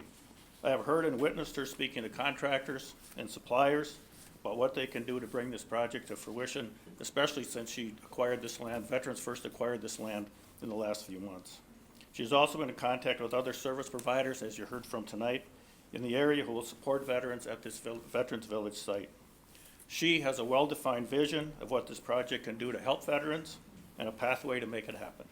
I have every confidence that Gail Knorr, along with her husband Kim, and the Veterans First organization are the people who can make the village a success and provide much-needed housing and services for our deserving local veterans. Thank you. Thank you so much. Warren Schultz.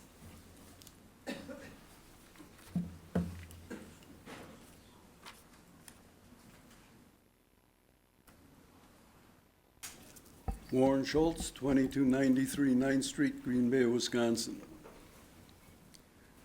I was drafted into the Army and served my time. Fortunately, I did not get sent to Vietnam, but I had friends that came back, and when they did, they were kicked, spit upon, and everything else like that. I hope that we are not going to be in that situation with this. Veterans need help, be it from Desert Storm, Afghanistan, Vietnam. We need help for those that are homeless and hurting. And we can't do that if we don't get help from people. And if we can set up a little 714 house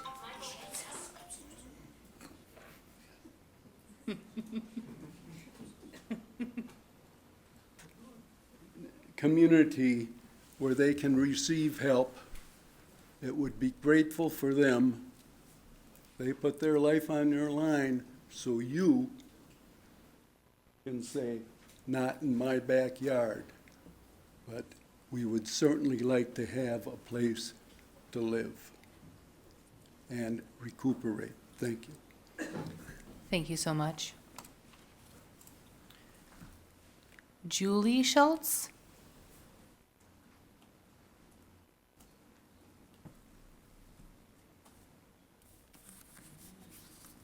Yes, I'm Julie Schultz, same address as my husband, 2293 9th Street, Green Bay, Wisconsin. And I'm not speaking with notes or anything, I'm speaking from the heart. And if anybody on the council has served in any situation in the service, I thank you for your service. But I just feel that we need to help the veterans. There are so many that have done things for us so that we can live the life that we live. And I know some of you don't want it in that neighborhood because you don't want change. But think of the change that those people who were drafted had to put up with. They had to leave families, jobs, homes. Those are changes that none of you, if you didn't serve, had to ever put up with. So that I just think that if you have to have a little bit of change in your neighborhood, you should be able to live with that situation, knowing that someone else who had a big change in their life did that for you. Thank you. Thank you so much.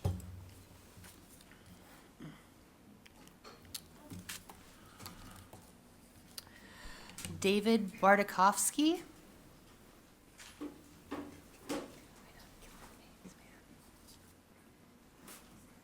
Good evening. My name is David Bartakovsky. I live at 2697 Bay Settlement Road. I just want to go on record I want to say I do support this project here very strongly. I'm a father of 6 sons. I have 2 that served in the military, one in the Air Force and one in the Marines for 10 years. He suffers every day with PTSD, and it's not easy. It's an extremely hard thing to live with, and that we have no understanding of what it's like to be in combat, most of us. He did 2 tours in Afghanistan and 2 in Iraq. This project here demonstrates our support for those veterans like that put their lives on their line, that gave us the freedom that we have here today to conduct these events here that we have right now going on. And we should honor them. We should lead by example too in this nation and provide housing for them, mental health, drugs, medical help form of all types. I think this is a real important chance for us to show the rest of the nation who we really are here in Green Bay, Wisconsin. I'm proud to be a citizen of Green Bay, Wisconsin. I'm a business owner here. And I implore you, the committee here that's making this decision tonight, to make the right decision. Support our veterans. Please support our veterans. It's a small decision we make. Yeah, and for the people that live in Schmidt Park, I'm sure you have a bunch of veterans living right next to you that have served, that are not destroying your neighborhood. You've got to give the veterans a chance here. I implore you, please approve this, make it happen, lead by example, show the rest of the nation who we are here other than the Packers, that we are a great city, and that we do care about our veterans. Thank you very much. Thank you. Steve Dorwin?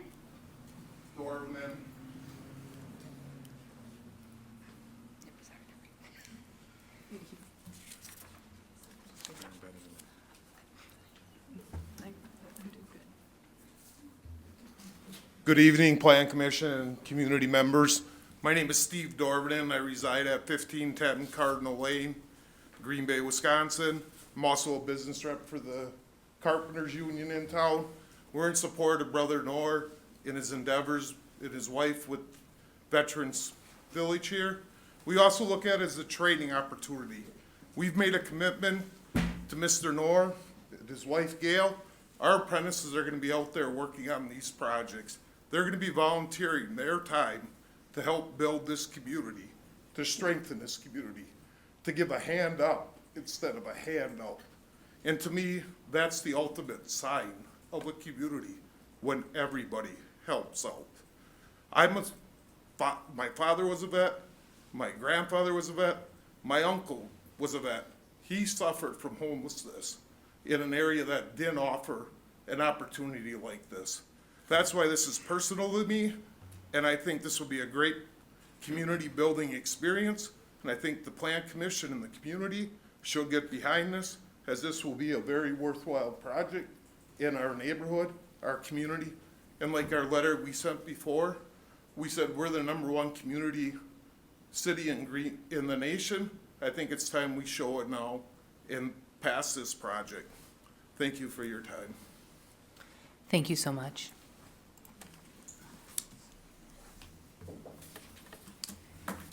Michael Kaysbauer?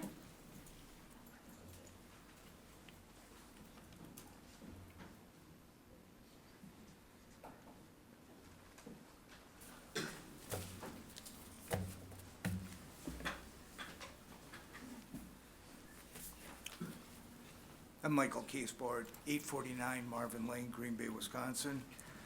I'm opposed to the Veterans First project. I've worked in healthcare. I'm a retired healthcare executive with a background in strategic planning and implementation. I've worked with healthcare providers and have a credentialing background. Schmidt Park has been a desirable area for families to live. It's a safe neighborhood. Veterans First will threaten the safety of our neighborhood. Veterans First is their action on safety is reaction versus an after the fact rather than being proactive. They have little in place to ensure the safety of the residents of Green Bay. The Veterans First project is basically a housing rental program for low income and homeless. It's like many other low-income rental programs for with a homeless component. It's a project designed for profits. The east side of Green Bay is where growth opportunities exist. There's no doubt there will be long-term decline of the Schmidt Park neighborhood in the east side of Green Bay if Veterans First moves forward. Veterans First does not have the team nor the experience needed for long-term sustainability.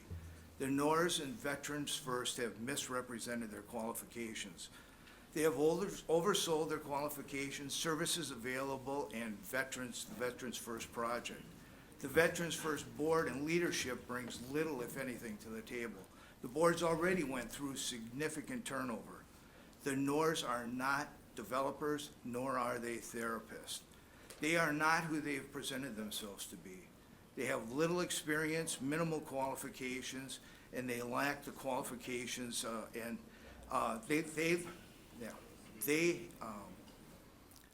they lack the qualifications and experience that's needed to manage the financial and social aspects and meet their obligations. Veterans First is not who you think they are. Further review is needed.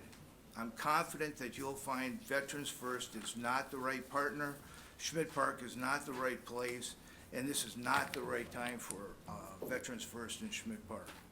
Thank you. Thank you so much.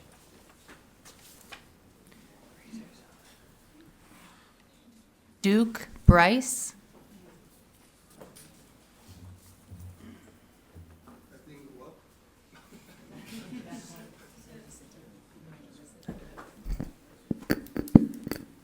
Can you hear me?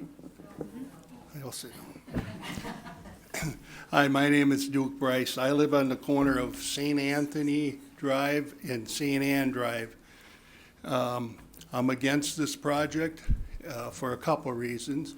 Main one is everybody's touched on. In our area, to Schmidt Park, there's only two entrances. You can either come in on Humboldt Road or University Avenue. Both streets greet you with a low housing project. As you're about to get to St. Anthony Drive, the street before that, there's a halfway house for recovering addicts. If you go down St. Anthony Drive, there's the Veterans Center. You go down less than a block and there's Freedom House. Now you're at the stop sign. Turn right and go down and you're at the Brown County Psychiatric Center. Behind that is the jail. Our point is we're not against vets. We're against all these projects. We've opened our arms. We've taken on projects. We've gone over, above, and beyond the call of duty as far as helping, doing our part for our city. And that young man there, I have a problem with. I'm going to tell you why. I have skin in the game. Our family has a great-great-grandmother buried there. If a backhoe digs her head up, does that mean you hate? Point of order. Does that mean he hates grandmas? Please address the chair and the commission, and this is off topic. Oh, I take that personal. Mr. Umentum and I are friends. We drink beers together. Never once have I said anything bad about vets, and he knows I'm not against vets. I know the horrors of war as much as anybody. We lost a family member to Agent Orange. But this has nothing to do with vets, and it's being turned around and used. You want to open a homeless shelter? Get the word vets in it. And they'll tug at the shirt sleeves and your heart and make you feel that if you're not for it, you're against vets. We're not against vets.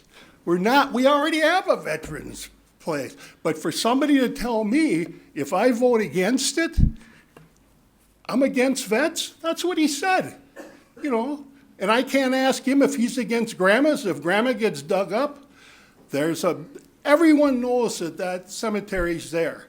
The city, 50 years ago, the county and the city wanted to make it a park because, get this, they didn't want to disrupt the graves where people are buried. Go back in the archives in the Press Gazette, you can read them.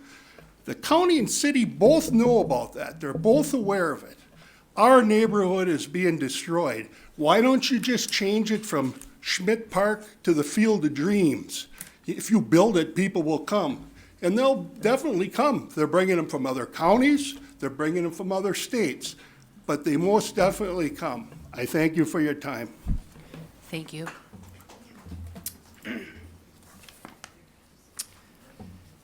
Mark Stoyer.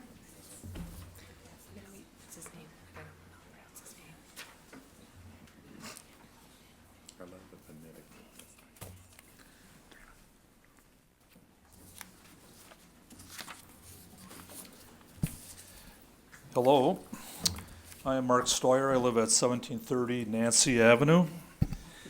And this is a hot button topic. I served 12 years in city council, and I could go through a long laundry list of hot button topics, and this is definitely one.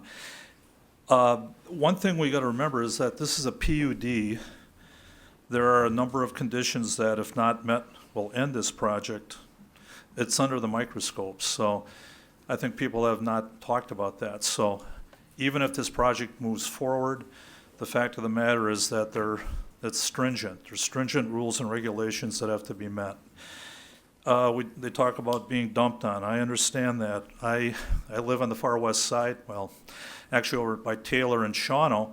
We had Prevea Clinic come in. We have hospitals. We've got one of the busiest roundabouts in the entire county. So, you know, were we dumped on? Yeah, maybe. But it's in the city. We live in a city. That's just the way life is. Downtown, when I first got on the council, I was chaired a homelessness task force. We tried 3 or 4 different locations to try to get a resource center, and we were stonewalled every time. Not in my backyard, not in my backyard. Well, where do you go? We live in a city. You know, it's not always perfect. You know, there's 18 groups that are in favor of this project. One thing that I have a hard time with at meetings or emails that I've read is the lack of civility. And before I left council, there was one that I read that had quite malicious language in it, and I thought, you know, whether people shout or yell at a meeting or send emails disparaging on other people, you know, we're human. Who's perfect here? Nobody. So I think that's something that we got to look at. I worked with Gail on getting bus service into Howard. It didn't work, but we fought hard for it. She's a hard worker. I feel that this is a good project. There was one other comment. I went to one of the neighborhood meetings, and one of the gentlemen stood up and said, "I don't want these bums in my neighborhood."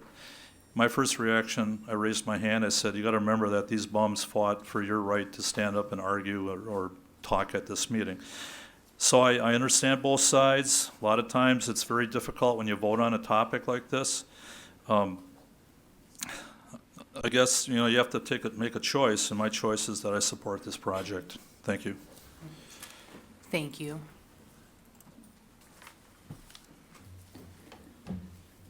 Mark Perlott? He left? Okay, thank you. And Nancy Nussbaum.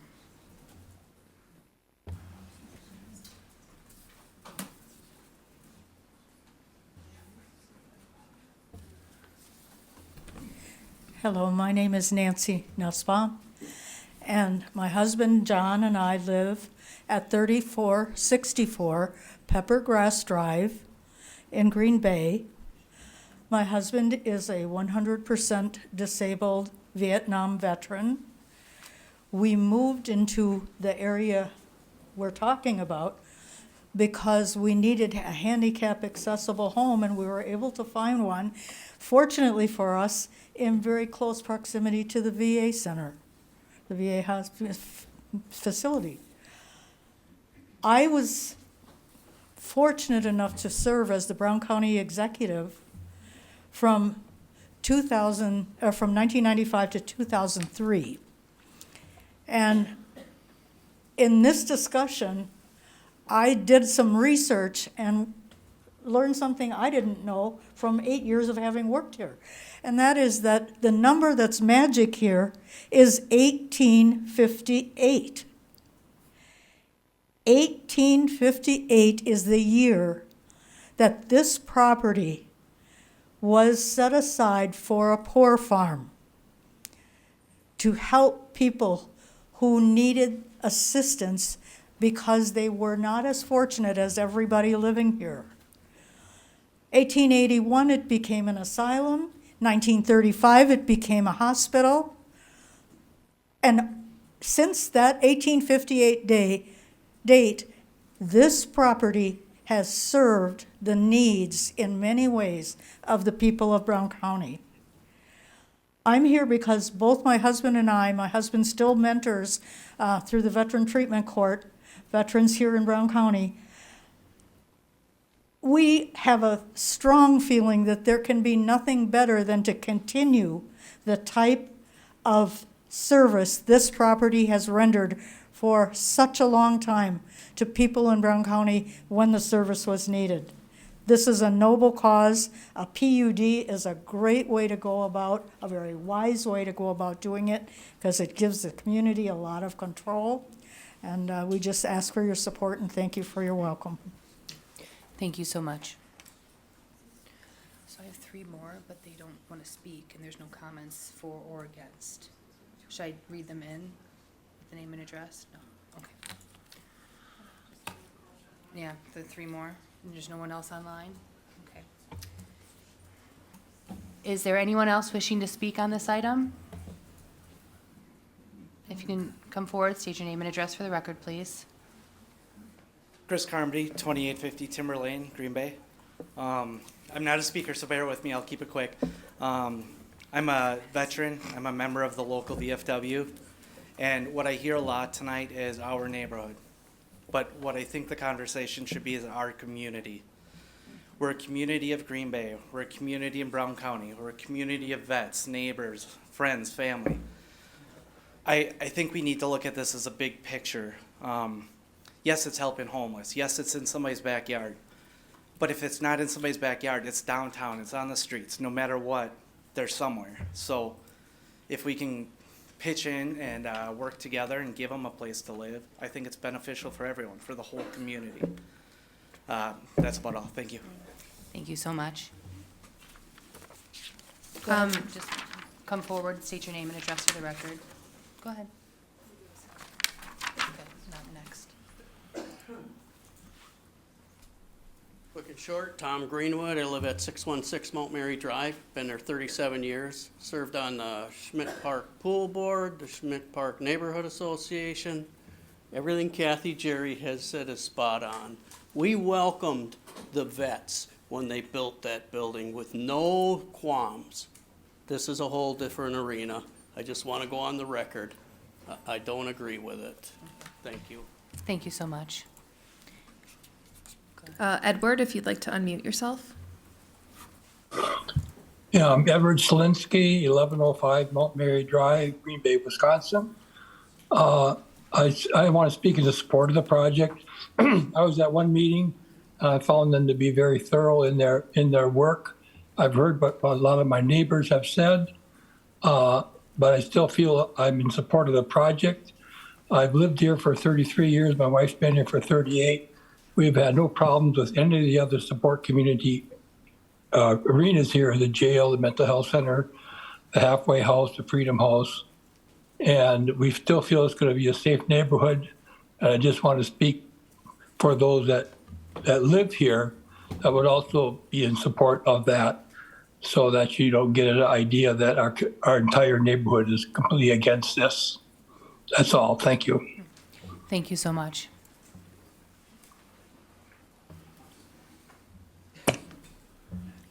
Is there anyone else wishing to speak on this item? Come forward and state your name and address for the record.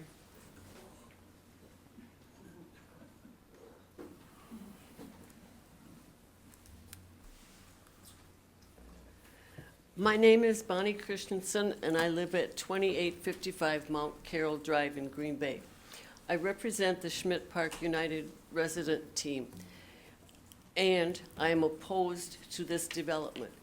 The veterans and residents of Schmidt Park salute the Bellevue VFW Post 9677 for improving and maintaining Potter's Field Cemetery, and Brown County for continuing to provide grass mowing. A small VFW plaque there says it all, and I quote, "Never forgotten," end of quote. The 296 named souls and the hundreds of unidentified poor farm souls buried there were not afforded the same respect as most other people. Brown County Supervisor Patrick Evans said, and I quote, "The sad truth is that a lot of the people buried in Potter's Field were forgotten about even when they were alive. I strongly feel it is our duty as a country to never forget them." End of quote. Also, former Brown County Planning Director Chuck Lamine said a few years ago, and I quote again, "The real goal is to show our respects and to honor the deceased. Maybe we'd create some kind of park area." End of quote. May God bless us all. Thank you. Thank you so much. Go ahead.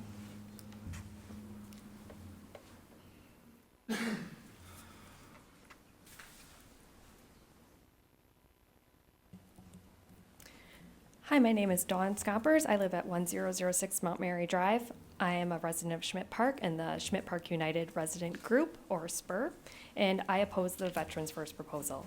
Please refer to your blue packet for additional information. The SPUR team, on behalf of the veterans and residents of Schmidt Park, respectfully submit the following information to the Green Bay Plan Commission. The Schmidt Park widely circulated petition has revealed that 94.6% of our residents are opposed to the Veterans First tiny home development petition to be constructed in Schmidt Park. These petition results were calculated using the Cochrane formula and yielded a 95% confidence level. In May 1991, the State Historical Society of Wisconsin Highway Archaeology Program conducted a study, Appendix A, Report of Study, to locate the pre-1931 Brown County Mental Health Cemetery located somewhere on the property. The sole purpose of this study was to determine whether that cemetery, which was abandoned 60 years previous and its location lost to memory, would interfere with plans to reconstruct State Highway 54 from County A to State Highway 57. Following the study, the report concluded that the Brown County Cemetery was far enough away as to not interfere with construction.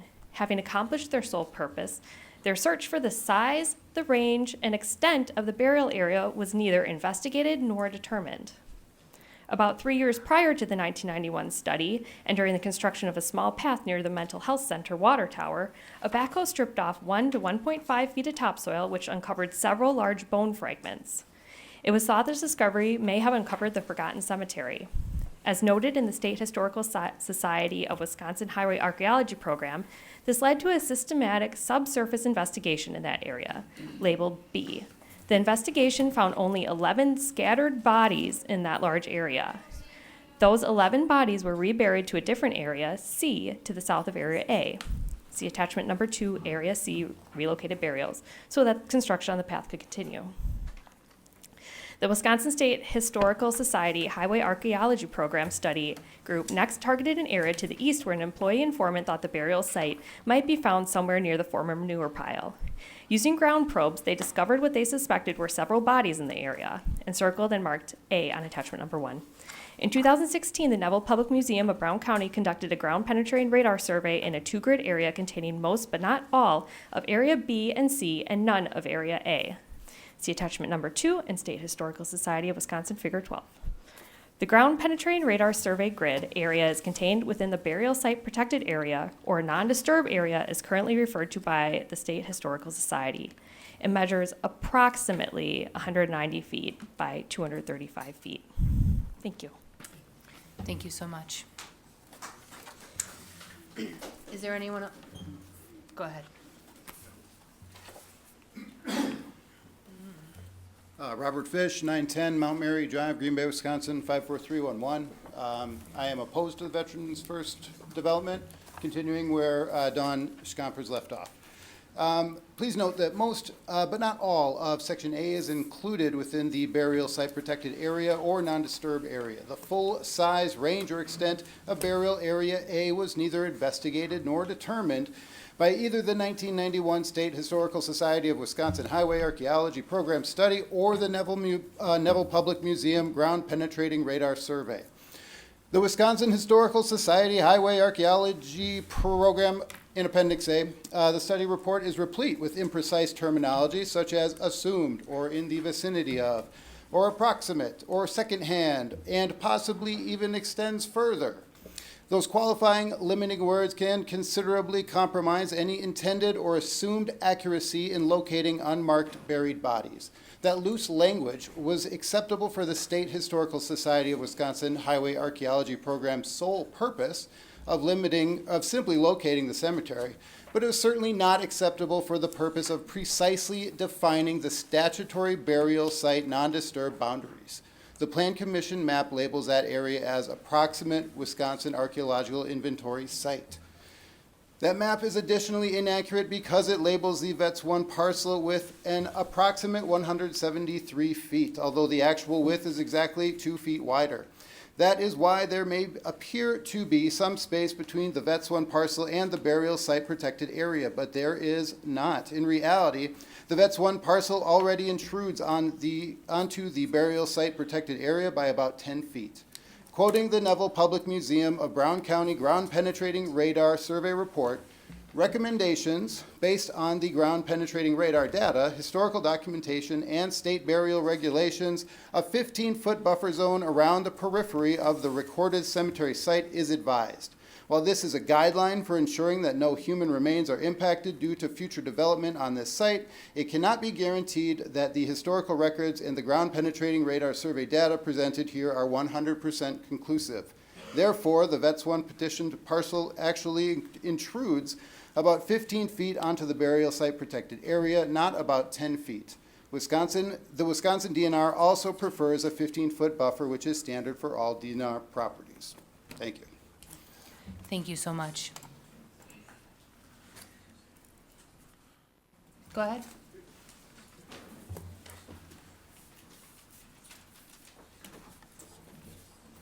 My name is Tom Garland. I live at 916 Forest Hill Drive. I'm a member of the Spur Group, and I'm opposed to Veterans One. I'm going to continue on with the points Robert was making. If you look at the Neville Public Museum of Brown County Ground Penetrating Radar Survey, Figure 10, the depth map with a 100 centimeter grid, and note the haphazard clustering of bodies within. Then note the lower left corner of Grid 2, how some of these clustered body images indicate the amoeba-shaped clusters extend outside the view of the grid's perfectly straight corner boundary lines. The widely scattered pattern of bodies located at B indicate that the entire area surrounding the water tower is highly likely to contain additional bodies. These anomalies conclusively indicate that the actual burial site extends beyond the grid boundaries. It should have been scanned by ground penetrating radar, but it was not. Chapter 157, Subchapter 3, Burial Site Preservation, Wisconsin Statute 157.7, Subsection 2R, Site Disturbance Prohibited, states that no person may intentionally cause or permit the disturbance of a burial site or a catalog land which is contiguous to the catalog burial site. As noted in the Neville Public Museum of Brown County Ground Penetrating Radar Survey at the Poor Farm Cemetery in Brown County, Wisconsin 47-BR-0447 and BBR-0126, this site contains both cataloged and non-cataloged burial sites. The Neville Public Museum of Brown County Ground Penetrating Survey stipulates several recommendations, including a 15-foot buffer zone around the catalog burial site. Importantly, the Neville Public Museum of Brown County Ground Penetrating Survey further notes that it cannot be guaranteed that historical records and the ground penetrating radar survey data presented are 100% inclusive of all burials in the general area. VETS 1 has acknowledged that their petition 3.46 acre diagram southern border does in fact intrude on the catalog burial site buffer zone by approximately 10 feet. Note the southerly east to west dotted line. VETS 1 claims they will not build on that 10-foot wide southern strip. However, their petition diagram shows two parking lot drainage spillways intruding into the burial site protected area buffer zone. Those runoff drainage spillways have the potential to erode the burial site protected area soil and thereby expose bodies.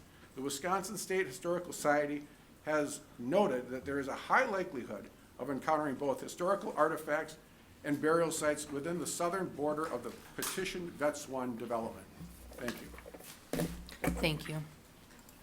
Go ahead.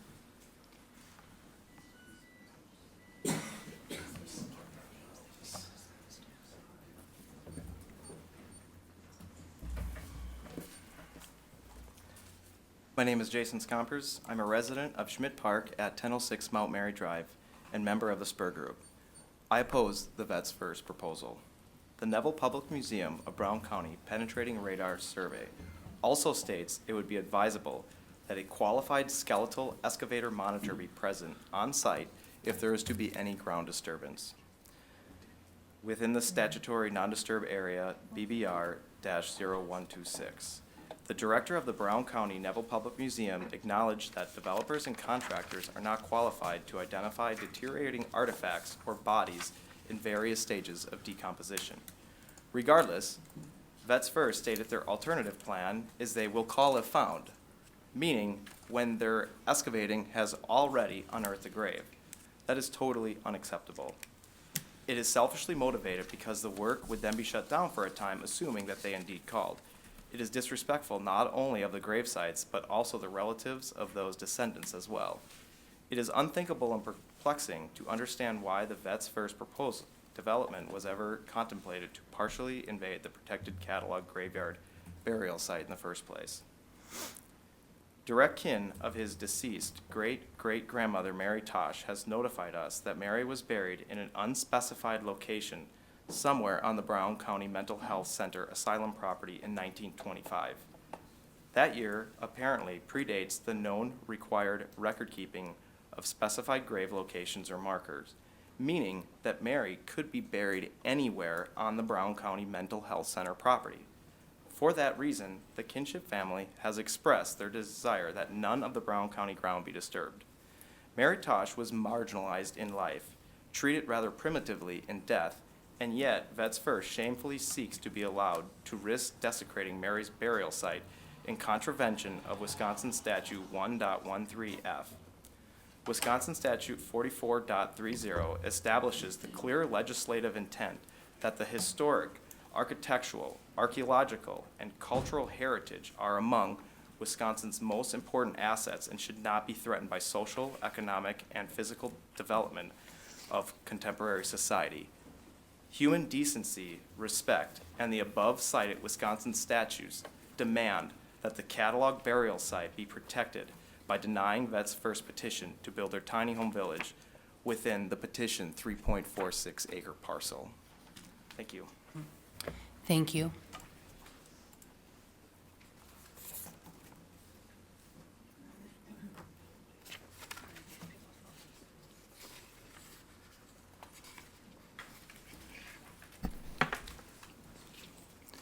Hans Christensen, 2855 Mount Carroll Drive.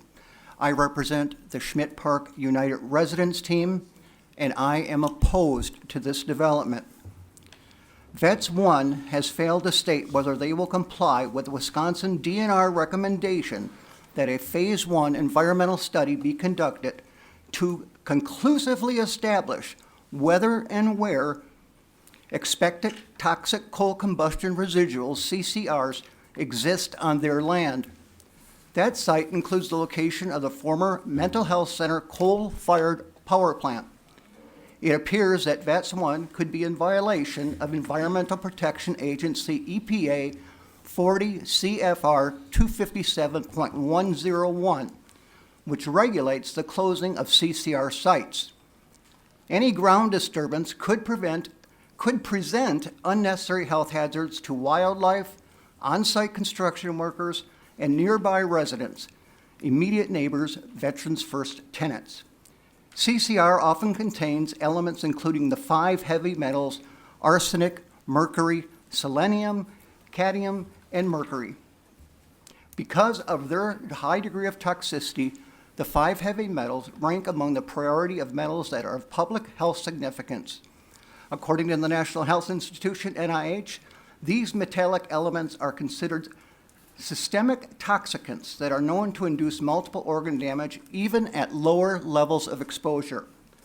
Due to the potential of irreparable harm, no ground disturbance should be permitted on Vets 1 land prior to the issuance of a final report of an EPA Phase 1 study.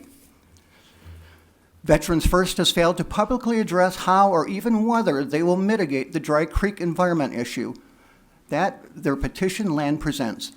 The concern is that any ground disturbance could produce CCRs into the Dry Creek bed, thereby possibly allowing the CCRs to be moved to be washed downstream into the Bay of Green Bay during wet periods. This scenario ties directly to my previous issue. Therefore, on behalf of veterans and residents of Schmidt Park, the SPUR team, having conducted a comprehensive and thorough investigation resulting in the aforementioned findings of facts, respectfully request the Green Bay Plan Commission to recommend denial of Vets One's petition to the Green Bay Common Council. Respectfully submitted, the SPUR team.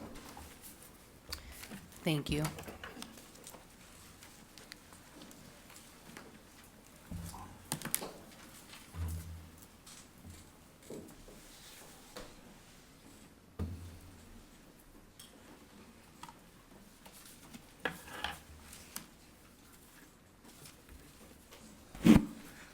Alan Bashy, 915 Forest Hill Drive. Wisconsin Statute 24091B. Lands required for federal, state, county, city, village, town, or school district use may be sold at the appraised value or exchanged for land of approximate equivalent value. So this land donation by Brown County to Veterans First violates this Wisconsin statute.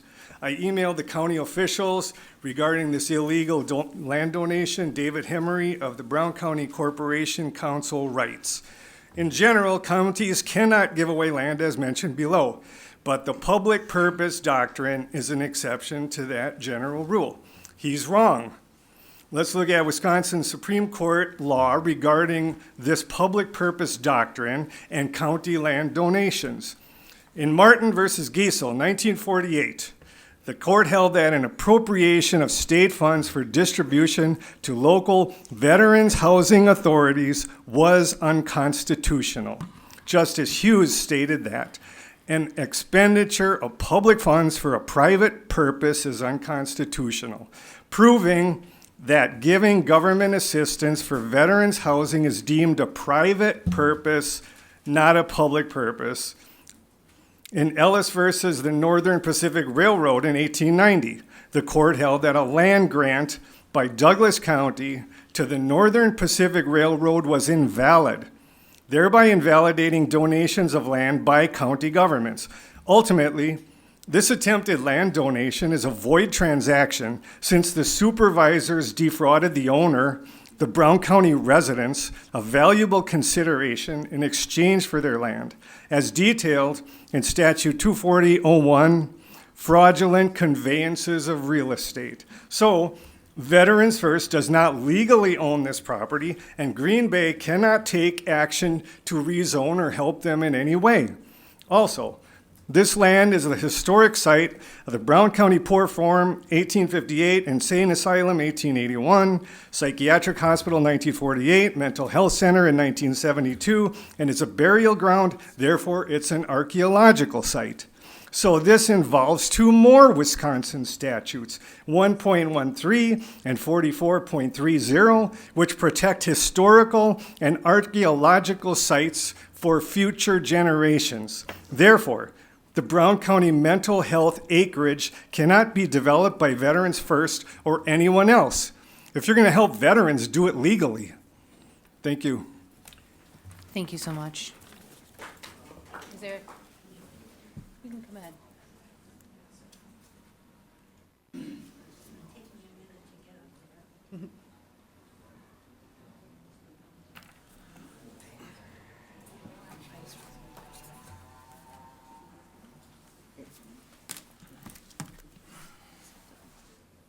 Hey, my name is Donna King, and I live at 1220 St. Lawrence Drive in Green Bay, Wisconsin. I appreciate all the vets who are here. I understand everything. And I also know that my husband and all of his brothers were vets, and they've all had different problems. Okay, the one thing I want them to know is that in our area, we have a veterans place already.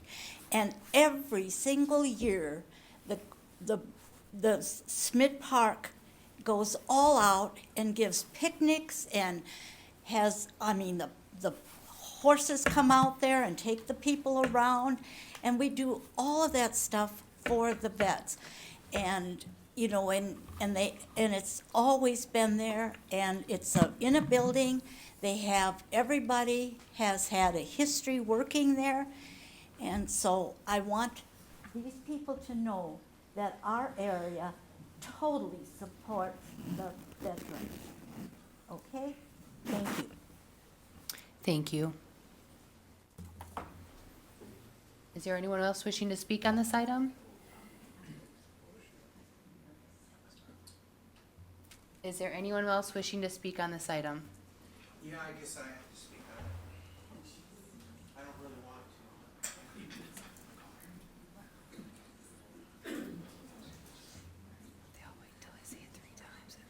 So my name is Jeffrey Blink, and I live at 1019 Forest Hill Drive in Green Bay, Wisconsin. I've lived there since 1992.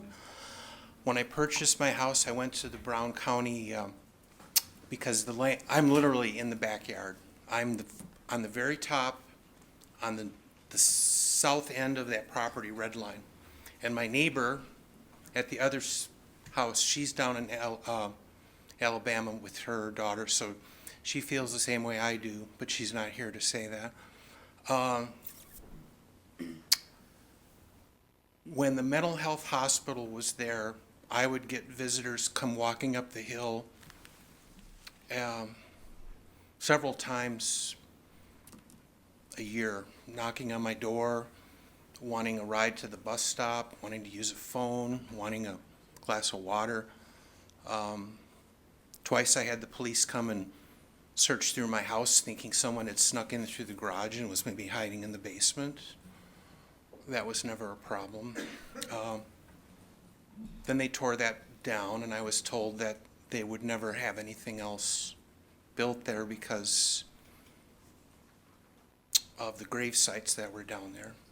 And in fact, when I went back to the Brown County building next door, they asked, well, do you want to buy those 3 acres behind your house? And I said no. I've also worked at a VA hospital. I trained as a surgeon, 2 years as a medical student in Madison, and 5 years as a surgeon in training at a VA in Kentucky. And so I've had extensive experience with the veteran population. I've gone down to the VA clinic and talked to one of the supervisors who shall remain nameless, and I said, why don't you guys tear down some trees and build it over here? And he just put his head down. I said, you don't want it here, do you? And he just shook his head no. The VA is not here with these people. They're not involved.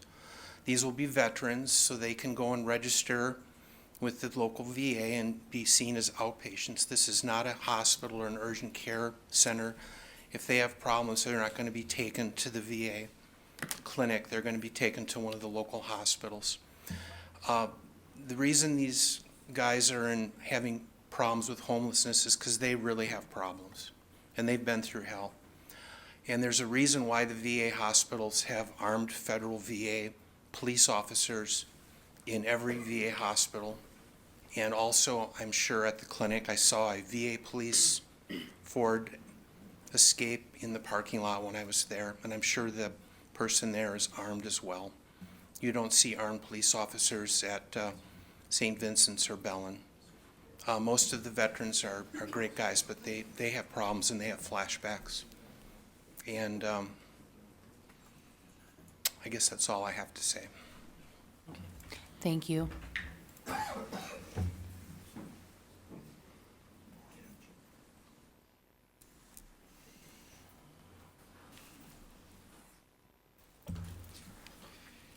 Good evening. My name is Sergeant First Class Retired James Belanger. I live approximately 2.7 miles from the community plot that's going to be made. I totally support this. Reason I support this is because these veterans need support. And that's what this is. It's not a handout. They're going to be paying rent. They're going to be going to counseling. They're going to be doing the things they need to do to continue moving on. They're not going to sit there for years and years and years and years and years. They're not going to threaten the neighborhood. They're there for support. After I got out of the military, if it wasn't for the small support that I had, I'd probably be one of those individuals. I did over 20 years in the military, multiple deployments. You know, what they're looking for is a support channel, a group to help them move on from the military life to civilian life. And for those of you who've never been in the military, it is a very hard thing to do. Very hard thing to do.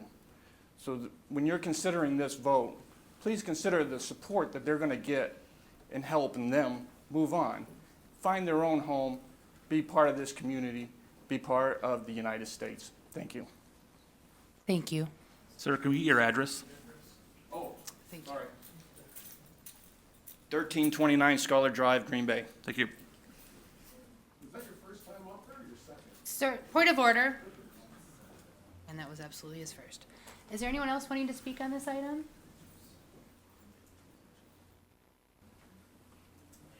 Is there anyone else wishing to speak on this item?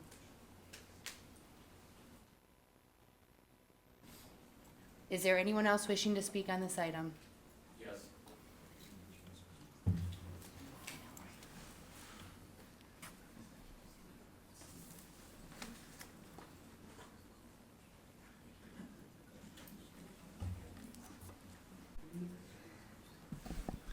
Good evening. My name is Steve Belo. I live at 2844 University Avenue in Green Bay. I am not going to speak against this noble project. I think it's well worthwhile. But after listening about the graves that were associated with the Poor Farm and the mental health center, it really bothers me that this land was donated when there's a chance of desecrating these graves. I found it very hard to believe that Brown County commissioners or the city council didn't investigate this further before this land was donated, and that other people had to do this research. So I would ask you to take that into consideration. I would hate to think of a burial site that my relatives were in, going to be dug in and built on. Thank you. That's all I care to say. Thank you so much. Is there anyone else wishing to speak on this item?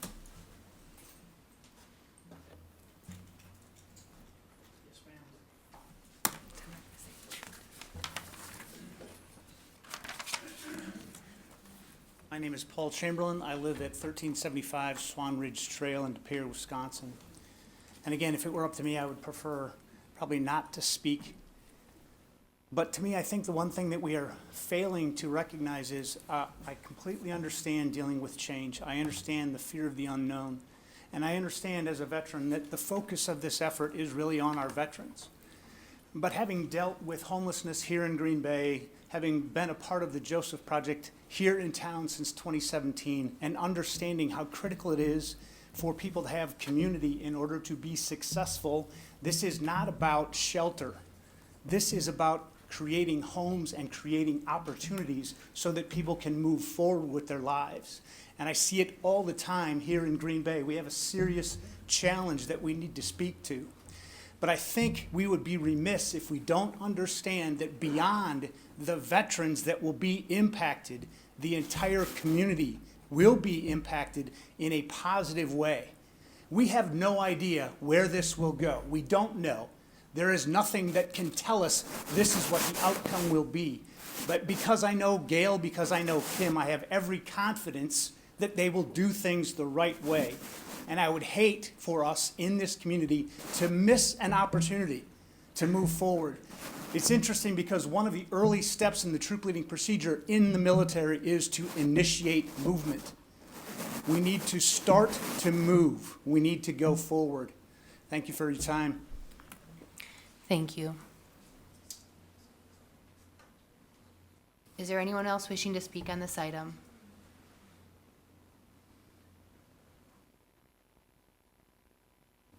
Is there anyone else wishing to speak on this item? Is there anyone else wishing to speak on this item? Let the record reflect that no one came forward, and this public hearing is now closed. Moving on to the corresponding actionable item, item number 2, Oh, yeah.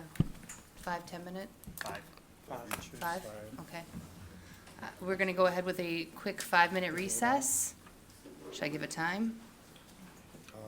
Do we have to vote? They have to. Do we have to vote on that? Yeah. Yeah. Motion for a 5-minute recess. Second. Motion and a second. All in favor? Aye. All right. Better safe than sorry. Recording stopped.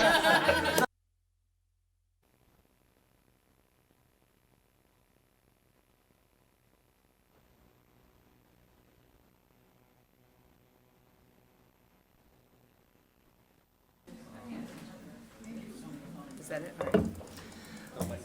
All right, we're back in session now. And moving on then to actionable item number 2, consideration with possible action on a request to create a planned unit development for the creation of a 21 small home cottage court located at 2890 St. Anthony Drive, submitted by Veterans First of NEW, Inc., applicant on behalf of Brown County Mental Health Center property owner. Thank you, Chairperson Hanson. Yes, please. So I'm going to put the PowerPoint back up. I'm not going to go back over everything, but I'm going to kind of finish the original staff presentation and then attempt to address some of the concerns that we heard. At least I tried to mark them all down from some of the testimony that came through. So again, this is the project itself. There was a lot of talk about that, the cemetery site itself. I think the first thing to state is this is a county property. The city does not have, we don't own the property. We can't give the property, sell the property, or do anything. County supplied records of the archaeological site show that this development would not be in that 30-foot buffer zone from the outside edge of the site. I think they referred to in the packet that it was 15 feet. In the actual, they recommend 30 feet. But again, would be approximately 42 feet away from that. Let me see, let me kind of go over what our recommendation is and what conditions we're recommending as well. So, as always, adoption of the draft plan unit development ordinance with 4 changes staff are making and a couple for the Plan Commission to consider. So, one is that the land division takes place separating the project area from the parent parcel. Again, that parent parcel is 33 acres. Need to separate that off. If the social or support services uses are discontinued, the managed operation is dissolved, or if Veterans First of NEW, Inc. no longer manages the development, the managed social and support service uses shall terminate immediately. The managed social and support service uses operation shall not be renewed or reestablished without Plan Commission or Council review and approval. At the discretion of the Common Council or the Director of Community and Economic Development, a review by the Plan Commission may be required to ensure compliance with the plan development and identify areas of concern, including but not limited to police calls and other documented safety concerns and inadequate facilities. The development is managed in conformance with the submitted operating plan. That was all in your packets. That is in record and also attached in as exhibit to the planned unit development. And those are the basically the 5 items staff is recommending, but what we wanted to throw out there to the Plan Commission for consideration, things that we typically do not do on regular sites. However, this is a planned development. So one would be an archaeologist on site during excavation, grading, and you could also change some of that PUD language to kind of change the phasing to allow the community center to go to phase 3. But that is the basic recommendations. And so I wanted to say that because I wanted to address some of these concerns as well. So management, obviously condition number 3 and 4 would both address, staff feels would adequately address management concerns. I think there's a lot of assumptions going out when in reality there may not be any issues. But again, that is in there to safeguard for that. There was some comments about the proximity of the property line to the north. I think there were some comments to the south as well. Again, the south has a to the south, there's a very large grade change, and you're probably at about 5 to 800 feet and further as you go further into the neighborhood from this development project. And again, a very large grade separation. To the north, it is true, they're 10 feet away from a portion of the property is about 10 feet away. I'll bring up the site plan. From the lot line to the north, Veterans Manor, at least in this section. In this front section, they did separate themselves. For a multifamily, there would be a 20-foot setback, which would be required. However, these are very small and not very dense developments. I mean, a multifamily could have hundreds of units. That's really the reason for the buffering. So that 10 feet with required landscaping and screening, staff feels that would take care of that issue. There was some comments that this is areas used for dog walking in a park-like setting that the neighborhood is going to lose and the Veterans Manor is going to lose. I just want to point out this is private property. It is not a park. It is owned by Brown County. So if you are walking your dogs out there or doing whatever without county permission, you may be trespassing. So I will just throw that out there as well. There was talk about the Phase 1 environmental assessment being needed. Staff did research this site as far as requiring a Phase 1. The DNR does not have an active case file on this project. So like any other site in the city that may or may not have environmental issues, we wouldn't impose that, we wouldn't impose that on you when you're coming to put a porch on your back of your house, in case there is something there. Obviously, if things are found during work and development, they'll be addressed at that time. Let me see if there was anything else in here. Those were the main things I had heard. The last thing that kind of went up there, I think it was at the end of the public hearing, was issues with legal status of the county selling the property or giving the property, and some other legal challenges with some environmental and those types of things. And for that, I'm just going to let Lindsay Mather speak, our Attorney Mather, and address those.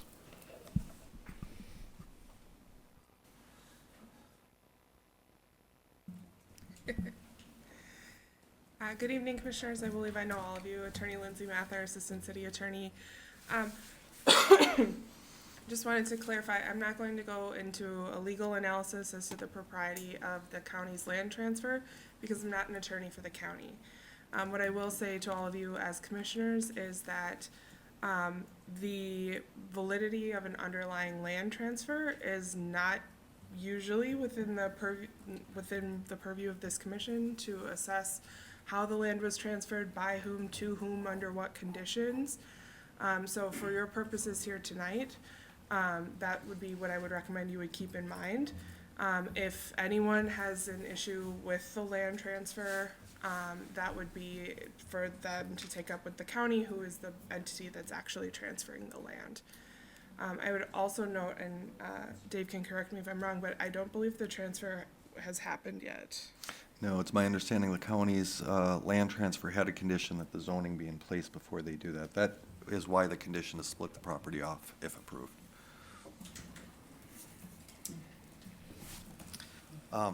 So with that, staff is recommending approval with 5 conditions, and we would ask that the Plan Commission take a look at 2 possible others, and they're up on the screen. Question? Okay, the facility to the north, how old is that facility? About? I don't know. I would guess maybe 25 years. Okay. But I'm not positive.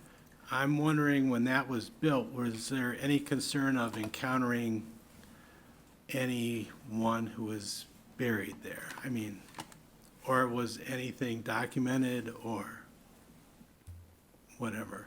Because it's right next to this site. Yeah, I don't know. Okay.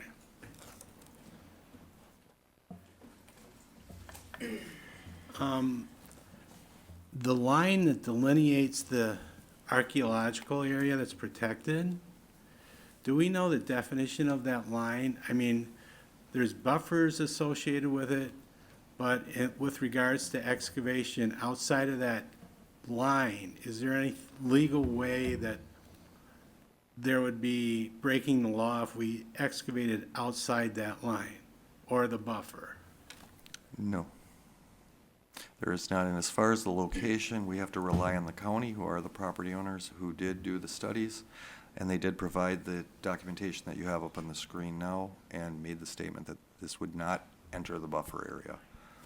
And then I would like to point out, any type of excavation work done on any development project throughout the city, throughout the state, throughout the country, if anything is discovered, if there's artifacts discovered, if there is remains discovered, and I've worked on sites where a dog bone has stopped a project.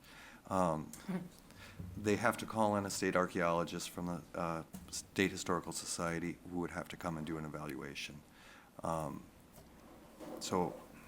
Again, if somebody building next to a cemetery, somebody building next to Fort Howard Cemetery would not require them to do additional study. Obviously, those graves are marked. However, there's a lot of private graveyards out there as well, old family graveyards, more prevalent in the south, but we do have them up here. So again, that's just something, a part of development. Thank you. So where you have the archaeological site delineated on that map, that is where they believe, like, they're not, the building site on this, they don't believe that there's anything underneath the actual building site, correct? The county does not believe there is, Correct. no. So they think it's separate, and they have a buffer separate from that site. Correct. I mean, I don't think they would have promised the property to somebody if they thought Right. there was a grave site there. Well, and has the county seen the information that the Neville has done as far as they've seen all of that? Yes, they have. Okay. And they still agree with this map that this development is not going on that archaeological site? Well, I can tell you the staff, the county staff does not believe that. I was not present, I mean, the city was not even aware when the property was going through the county for transfer. So I'm not sure what was discussed, at the county board, but talking with the county planning staff, they do not believe that this would have any impact. Okay.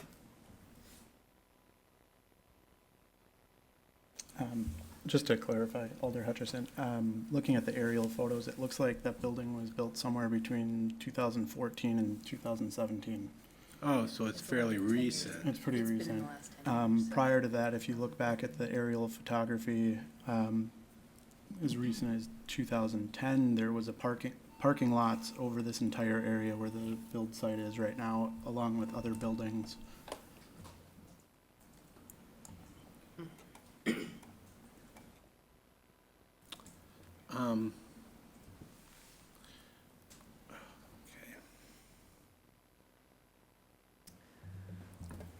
And I'm sorry, Alder Hutchins, looking back even as far as 1938, there were buildings and what looked like roadways over this exact area. Okay, so, yeah, it looked like there's big buildings in this area.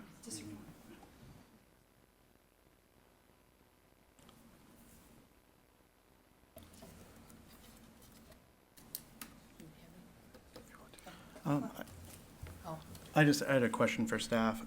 As far as the shape of the lot, where the city doesn't typically like to see flag-shaped lots be created. Can you touch on that a little bit, just to talk about why they designed it the way they did, or if you have that information? I can't tell you why they designed it that way. I can speculate, but I'm not going to do that. But as far as the flag-shaped lot, I think this is probably 50%. It's probably technically not a flag. Okay. And a flag lot, for everybody's knowledge, is a lot that has less than 50% frontage on the road to the width of the property, unless you're on a cul-de-sac and have a pie-shaped piece. A lot of people call a flag lots where a driveway runs way back and then you have a lot, which is deemed not to be appropriate because you don't have enough frontage or access to that property anymore. So that actually brings up another point, the 400-foot setback. Where was that established? It's established from the property line to the first set of buildings. And that's accounting for the buildings just to the north, immediately to the north? I'm just looking along Just St. this- Anthony, there's residential housing along, No, that setback is just for this project. So it's just that they are that far back from the roadway. It's not related to That the is a other preference. users, although I think if you take a look at just the aerial that's on the screen, it lines up pretty good with Veterans Manor. okay.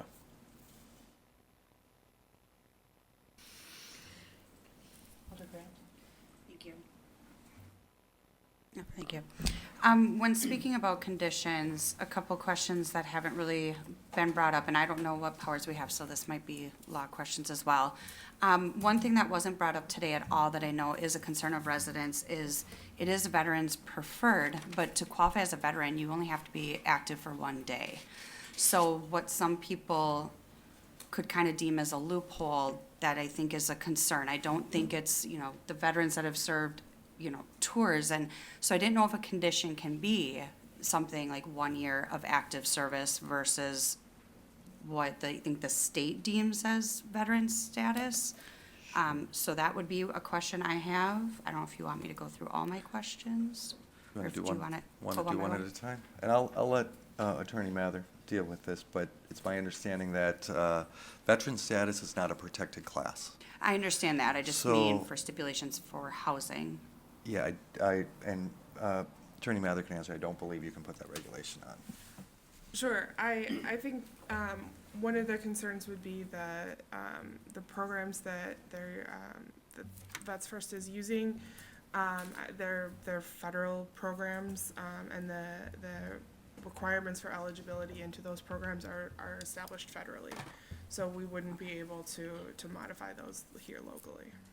Okay, and then, I know one thing that was brought up, again, that it's not a protected class, we've talked about that, but I thought you mentioned we could put a stipulation that the house, or the unit would have to be vacant for 60 days before it's opened then to someone outside of being a veteran. Is that something we can? Well, I think what we talked about, that again is going to be probably a federal regulation on housing. But WIDA, which is a housing program throughout the state, their policy is you can do veteran preferred, but if it's open for more than 30 days, at that point, you have to open it up for any resident. Now, again, that's WIDA, and they are typically doing funding, and that's where that stipulation comes from. I don't believe we could put that condition on. That would have been my answer as well, both any federal and state. If they're receiving funding from federal and state programs that have those same restrictions, they would be subject to those restrictions. That's not something, that would be, that wouldn't be something that we would be able to alter. Let me put it this way, doing so would essentially prevent them from being able to get that funding that way and ruin the whole thing.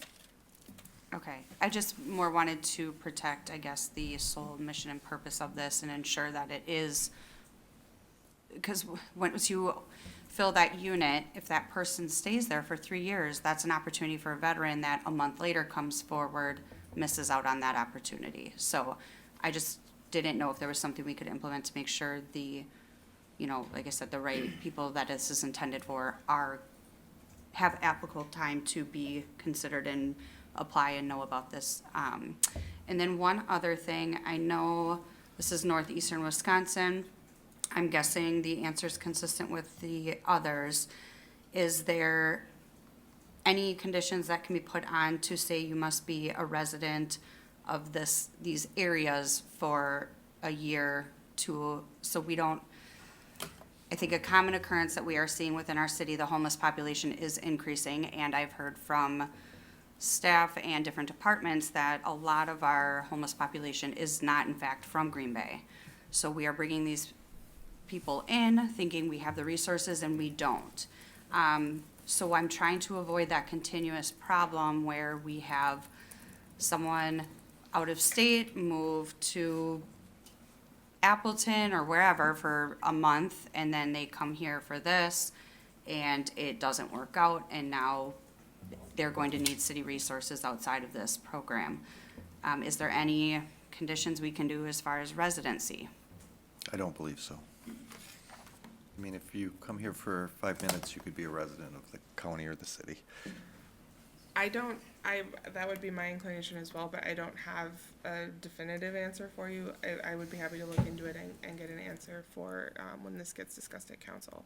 Okay, because I think as residents of Green Bay, we would prefer to see, you know, our residents being taken care of. I think, personal thought, you know, it was brought up the not in my backyard. But one thing we are seeing as a city is these developments aren't going up into Pierre, Schwabana, and Howard, but the people are coming here for the resources. So where's everybody else's backyards when these projects are being considered? And I think that's fair to say and fair to feel. So if we are able to put on some conditions with residency, I think that would be important to our community and our tax dollars, because again, if the situation does not work out for them, they will be here, and something that we have to take care of. So those are my questions.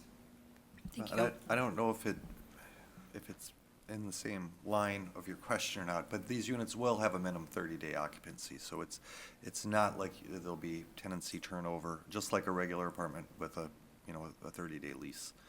They could have longer leases, they can't have year-long leases, but they can't have less than 30 days. So I don't know if that. I more mean if they violate the 3 strikes rule, there are rules to stay here, so if they violate that. Yep, that's true. Mhm. Question about the Dry Creek that was brought up. Could you show on a map where that is, please? Sure, I can try to. Yeah, could you do it on the topographic, or is that not big enough? Oh, wait. It's not gonna go out there. I believe the dry creek bed, basically runs through this area, I believe, but I'm not sure. And what is the condition of the Dry Creek? Is it dry sometimes and flows when it rains, or what is the situation? Do we know? Okay, so actually, John just corrected me, the dry creek bed is sitting right here. And I don't know, it is a dry creek bed, so water may go through there. But keep in mind, any project that comes through has to have a stormwater management plan. And if anything, the site, I know people always think development's gonna make it worse. And I know you know, Jim, that development usually makes stormwater better. Right. Nowadays, with all our regulations. Can we stipulate that the Dry Creek be shown on a proposed erosion control plan and dealt with? Certainly. Okay.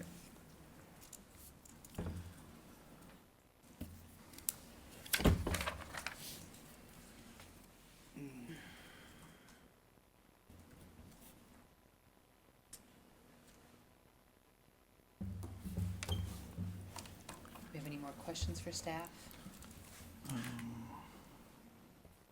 Can we, I guess, well, can we talk internally after we're done with the staff, or?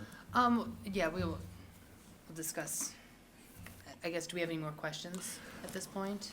Well, I just have a question on the archaeologist's recommendation, consideration.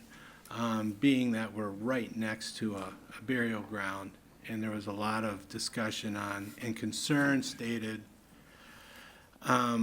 regarding the potential of hitting a grave. I think it would behoove us, it would be smart to have an entity like an archaeologist that's trained to be on site during excavation for this. Okay. And I can comment on it as well. We typically don't require that, but when we know there is a known, not necessarily perceived, but a known entity, we have had archaeologists out there, such as the rail yard site or the Larson site, Fort Howard site. When they did their work, their demo work, there was an archaeologist out there. And then also, a lot of times along along native corridors, you'll see that same thing happen. So with our projects as well. So that is, yes. I guess if Attorney Mather, if you wanted to direct us at this time, because I think we're probably ready to start deliberating. And actually, I do have a two-part question, sorry. Looking at if this becomes very successful, has there been talk of expansion or what that looks like? Or is there any talk of future development aside from this on this site or on the other portion of the county site? There has not. The last plan that I know the county had for this site was probably 15 years ago. And I think it was a residential development that was abandoned, didn't make it through the political process. So again, that underlying zoning is going to stay public institutional on the north. And if you take a look at our comp plan as well, without changing that, so everything in green is public institutional, and this light color is rural residential. So this area might very well be a candidate for low-density residential, as you can see here by the comp plan as well. But this area, without changing that comp plan, would still have that other public or semi-public designation and still have the underlying zoning of public institutional. So any changes would have to come back through. Staff would love to see the county do a comprehensive plan for their 260 acres out there. But we have not seen that to date. Okay. I think that's just what my concern is on this, is how this is gonna fit in with the rest of development around there. I think it's a good use. I think that this is gonna be a successful project, but if, for whatever reason, things don't work out, has there been discussion of contingencies for what this site becomes after Veterans First, if they're no longer part of it? I know that we have the contingencies if they're not operating, that the other commercial buildings in there have to cease, but what happens to these structures if they're not a part of it? Certainly, yes. We've thought about that and we've talked about that. So again, these conditions kind of deal primarily with the social and support service aspect. Without that, this would be a single-family home development, a little bit smaller lot equivalent size. Staff talked about that. We are definitely for that. It's a new housing product in the community, so it's a needed housing component. It's been successful in other areas, and it's very limited in scale, 21 structures. So if the social service and support aspect were to discontinue, let's say, it would basically run like a, well, actually come back through Plan Commission and Council, but staff would be recommending it run just like a residential subdivision. It's just all on one lot. Community center probably still function as a community center.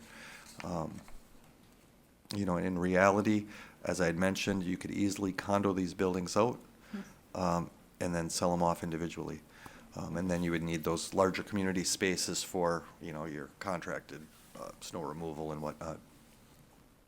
Okay. So if that answers your question, we would be comfortable with it, even if the social services went away. And because it's protected, it would have to come back to Plan Commission if another use were to take over. Yeah. Correct. Perfect, thank you. And then my final question is just about the PI district around that area.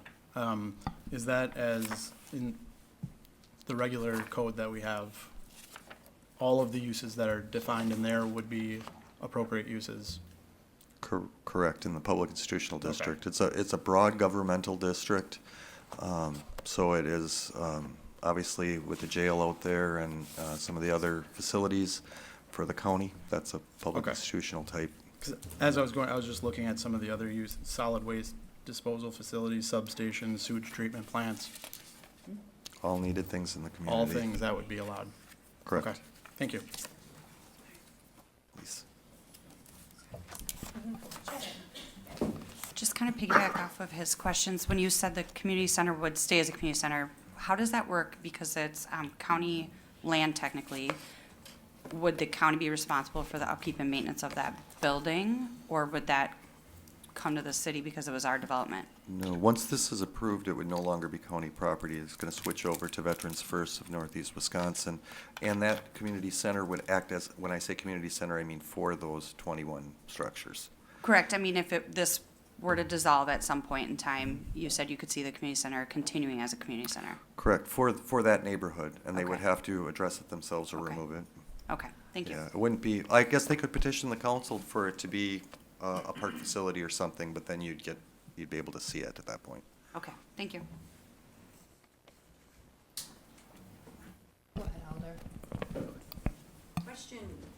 I don't know how to turn this on. It's on. It's on. Oh, it is on. So when we were talking about number 3, if the managed operation is dissolved, you stated that it would be just like normal rental housing. Does that, who retains ownership? It could be sold. Right now, the way it's proposed, it's gonna be one lot with rental housing. And as I had just mentioned before, I mean, once it sells, you could condo it out, or you could keep it as, basically, think of it as apartments that are separated from each other, or a bunch of twindos. And so, anybody could purchase it. But again, it's gonna have to come back through the Plan Commission and Council for re-review at that point. So we would be able to hear what plans they had for it. Okay, so the ownership of the land would remain with Veterans First? Or whoever their board? What happens if that dissolves? Correct. Well, they would have to have contingencies for ownership. I suspect if the board were to dissolve, they would probably sell it, but I don't know that. And again, if they sold it because it's public land, where does the money go? It's not public land. Well, I mean, it's county land, that was. Yeah, once, if the zoning gets approved, the county's gonna divide that off and Yep. deed it to Veterans First. deed it to So it would then be private property. So there wouldn't be any, government responsibility to maintain it or anything. I believe the county is, and I only believe this, but I believe they have a right of first refusal if something were to happen on the property, but I'm not positive. So they could take it back over at that point. They would also have to follow these same regulations and come back to the city to have it operating and present us with what they're looking to do at that point.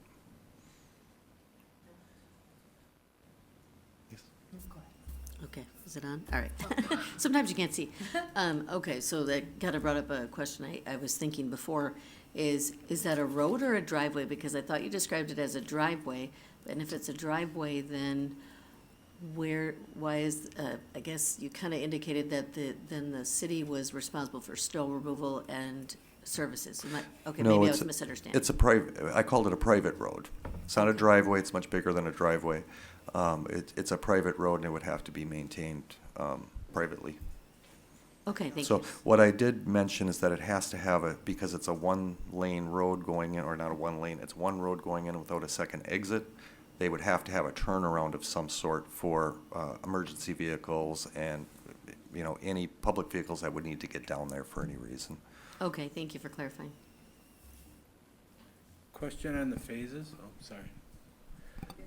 Do we know what the phase timing is, phase 1, 2, 3 in this development? I believe they were anticipating going per year. So it would be a 3 or 4 year, and it would be a build-out, but that is dependent on, it's my understanding it's dependent on funding and other factors. Okay, so number 4 could be something that's related to the phasing after phase 1, a review of statistics is performed, or what is being Sure. suggested in number 4? Well, number 4 is just that if there are issues that come up, that the Director of Community Development or the council collectively could say, hey, we want the Plan Commission to look at this again and bring it back to the Plan Commission.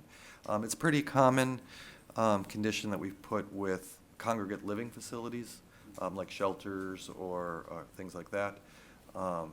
We've never had to bring one back through, I don't think, but it's pretty common. Okay, so if 3 months after the start, if there's issues, If there's excessive police calls, let's say, or, you know, the road's not adequate. Okay. It could, the council or the Director of Community Development could bring that back for Okay. your review. okay. sort of a safety net kind of thing. Thank you. All these questions are bringing up more. When you talk about funding, do we know of the funding they've collected so far? Does that complete phase one and part of it? How much of the funding is collected? Do we know? It's not really a plan commission Okay. item. I can tell you, I don't believe they have requested any funding from the city at this point. And it's my understanding their fundraising has been going pretty well. But again, that's not something the plan commission would really think about. Okay, interesting. Okay. Dave, the second consideration that you have up there for conditions, did I miss it, or did you explain a little bit the rationale behind that one? Well, the rationale behind that last consideration one was kind of changing that PUD language to kind of moving some of the things around in the phasing. I think that came primarily to Veterans First communicating with us sort of last minute that they may want to do the community center at phase 3, and I think in their plan it was situated in phase 2. So that's kind of where it goes.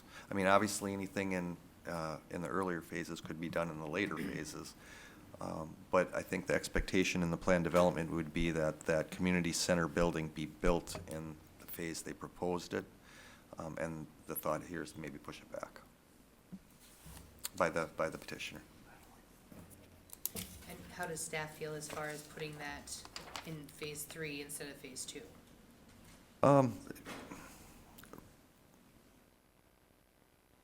Relatively indifferent, I guess.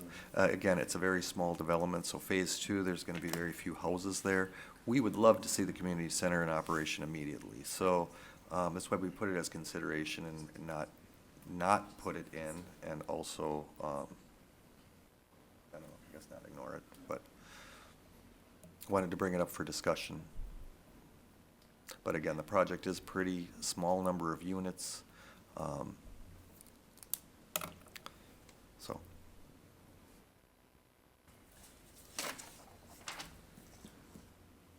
Any further questions for staff?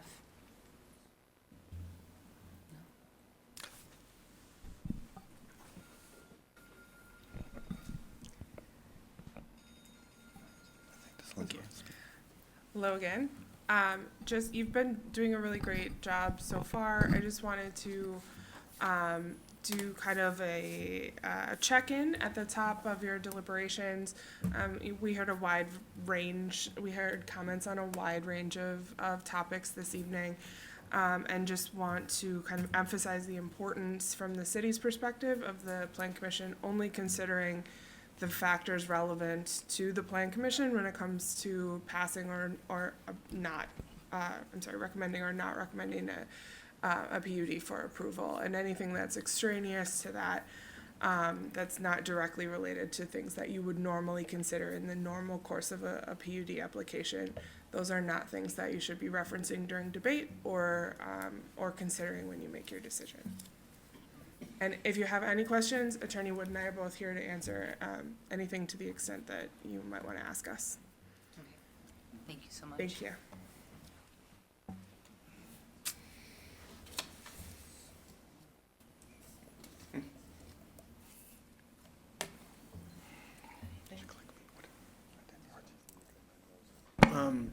I've got a legal question.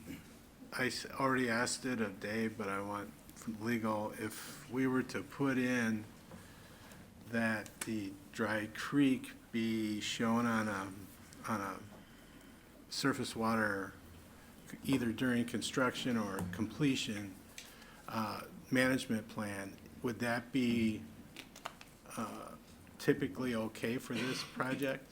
Because it was brought up during, Yes, that would be something that it goes to the site or Okay. the conditions of the site, so that would be within the commission's purview. okay, thanks, I just wanted to check. Yeah, and I would recommend doing it at permitting. So- Building permitting. So do it at permitting, but how can we make sure if we don't make it a condition? Correct. I just meant rather than at construction or Oh, completion. oh, do it that's what at I meant. permitting, yeah. Do it, the permit application should include, okay.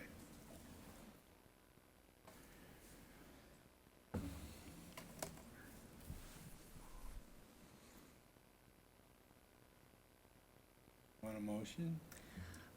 I mean, I would entertain a motion, or if there was further discussion, I feel like. I think we should try to decide on the conditions that we're comfortable with. It Yeah. sounded like the archaeologist was pretty well received. I like that idea. The second, can you put the conditions back up, please? The second one referring to the community center, I would prefer not to put anything on that. Right. I don't, it seems extraneous for no good reason. All the rest of them make sense though. Adding. So with not changing the community center to phase 3, keeping it as phase 2? Just not mentioning it. Just not mentioning it at all, I don't need okay. to condition it at all. Let city staff and, Yes. okay. How about the, Dry Creek. yeah, No, So Dry Creek at permitting? permitting phase Yeah. or stage. be shown and addressed by plans and Provide, calculations, yeah. provide city staff with a report on location and development effects at time of permitting. Yeah. Perfect. I was right there. One second. Oh, you can, Ken, can you repeat that? Provide city staff with report on location and development effects of dry creek bed at time of permitting. Okay, thank you.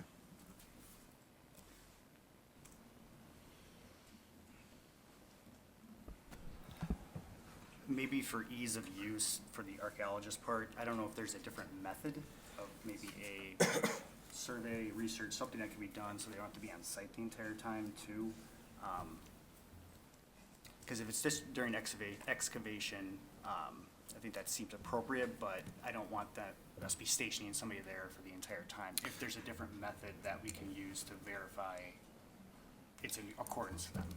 Well, Excavation. yeah, you could do it at excavation. I would actually recommend excavation and grading. They kind of go hand in hand, but excavation is pulling up, grading is putting it back. It's going to happen at excavation Yeah. if they find anything. I mean, you could have a city inspector out there as well. I mean, they're not an archaeologist, but just to monitor if you don't trust their contractors. But every contractor in the country, if they come up with anything, has to stop work. So, but this would be a little more of a safeguard. you mean, having an archaeologist versus an inspector, right?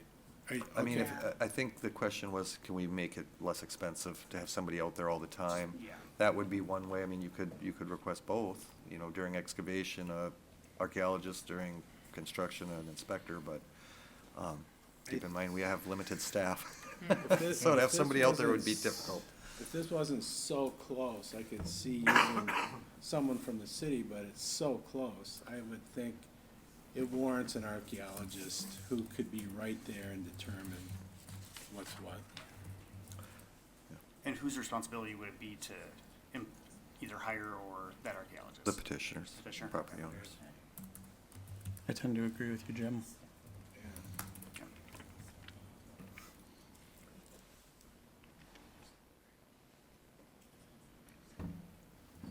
Anything else, condition-wise?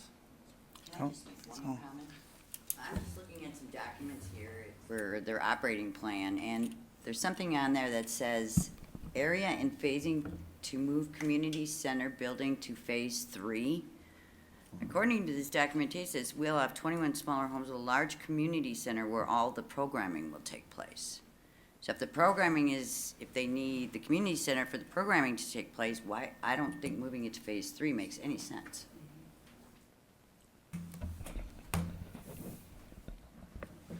Oh, sorry, yeah, go ahead. So, hi, Will Peters, Neighborhood Development Specialist, City of Green Bay. They, in their phases that they presented to staff, in phase 1, they were gonna utilize one of the 600 square foot homes as the temporary community center, or the place to hold those services for, the residents that will be initially leasing up, during that first phase. So, they will have those supportive services still on site. Thank you. sorry. And I think they discussed, was that what we just discussed? We're leaving that out of the considerations as far as when that community center is going to be built. Correct. Right. Which kind of concerns me, because phase two, you are expanding housing. What will be used in phase two for community center? The same building, the 600? Okay. Okay. I kind of agree with the concern of Alder Hinkvist that that's part of the resources, and when you're getting, by phase two, what was it, 15 units? 15 people in a 600 square foot. I mean, if they were doing like a community-based thing with everyone, I would like to personally see the community center being part of phase two to make sure that this project succeeds. Oh, point of order, sorry. The floor is not open at this time. Do we have questions of the petition? Okay. Okay. Okay. All right. So the two extra conditions that I had heard right now were provide city staff with a report on location and development effects on the Dry Creek bed at time of permitting, and professional archaeologist on site during excavation. And grading. And grading, yeah. And grading. And then the 5 that were listed on the screen. Correct.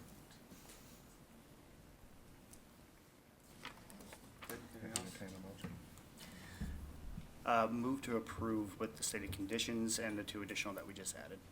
Second. We have a motion by Vice Chair Miller, a second by Commissioner Ravinsky. Do we have any further discussion or comments? I personally, when I first saw this in my packet, to me, this is an exciting product, a new kind of development that we don't have in the city. And I know that sometimes new things can be scary, but I'm really excited by this, just to have something like this in place. There is a homeless issue, a houseless issue in the city of Green Bay, and it's not getting better. And so, especially and veterans definitely need assistance. So when I saw this, for the last 5 years, I drive around the city of Green Bay and I try to find places that I think if I won the lottery, where I would put a tiny home for homeless people. Like, I am looking for that kind of thing. So when I saw this, I was very excited by it. I think that the organization is going to do an excellent job running it. I think, there's just so much more that we could, I just want to do so much more, and I was excited by this product. So that I guess that is what I want to say at this point.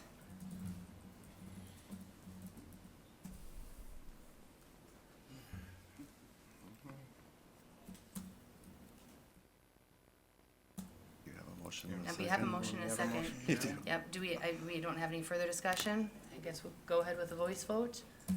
All those in favor? Aye. Aye. Any opposed?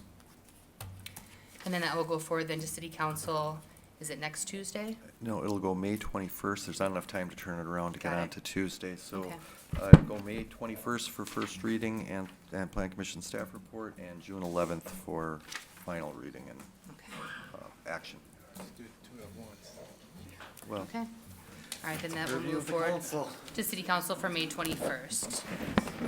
Moving on to informational, the date of the next meeting is May 13th, 2024. Motion to adjourn. Second. Motion by Commissioner Vinsky, second by Vice Chair Miller to adjourn. All those in favor? Aye. Any opposed? We're adjourned.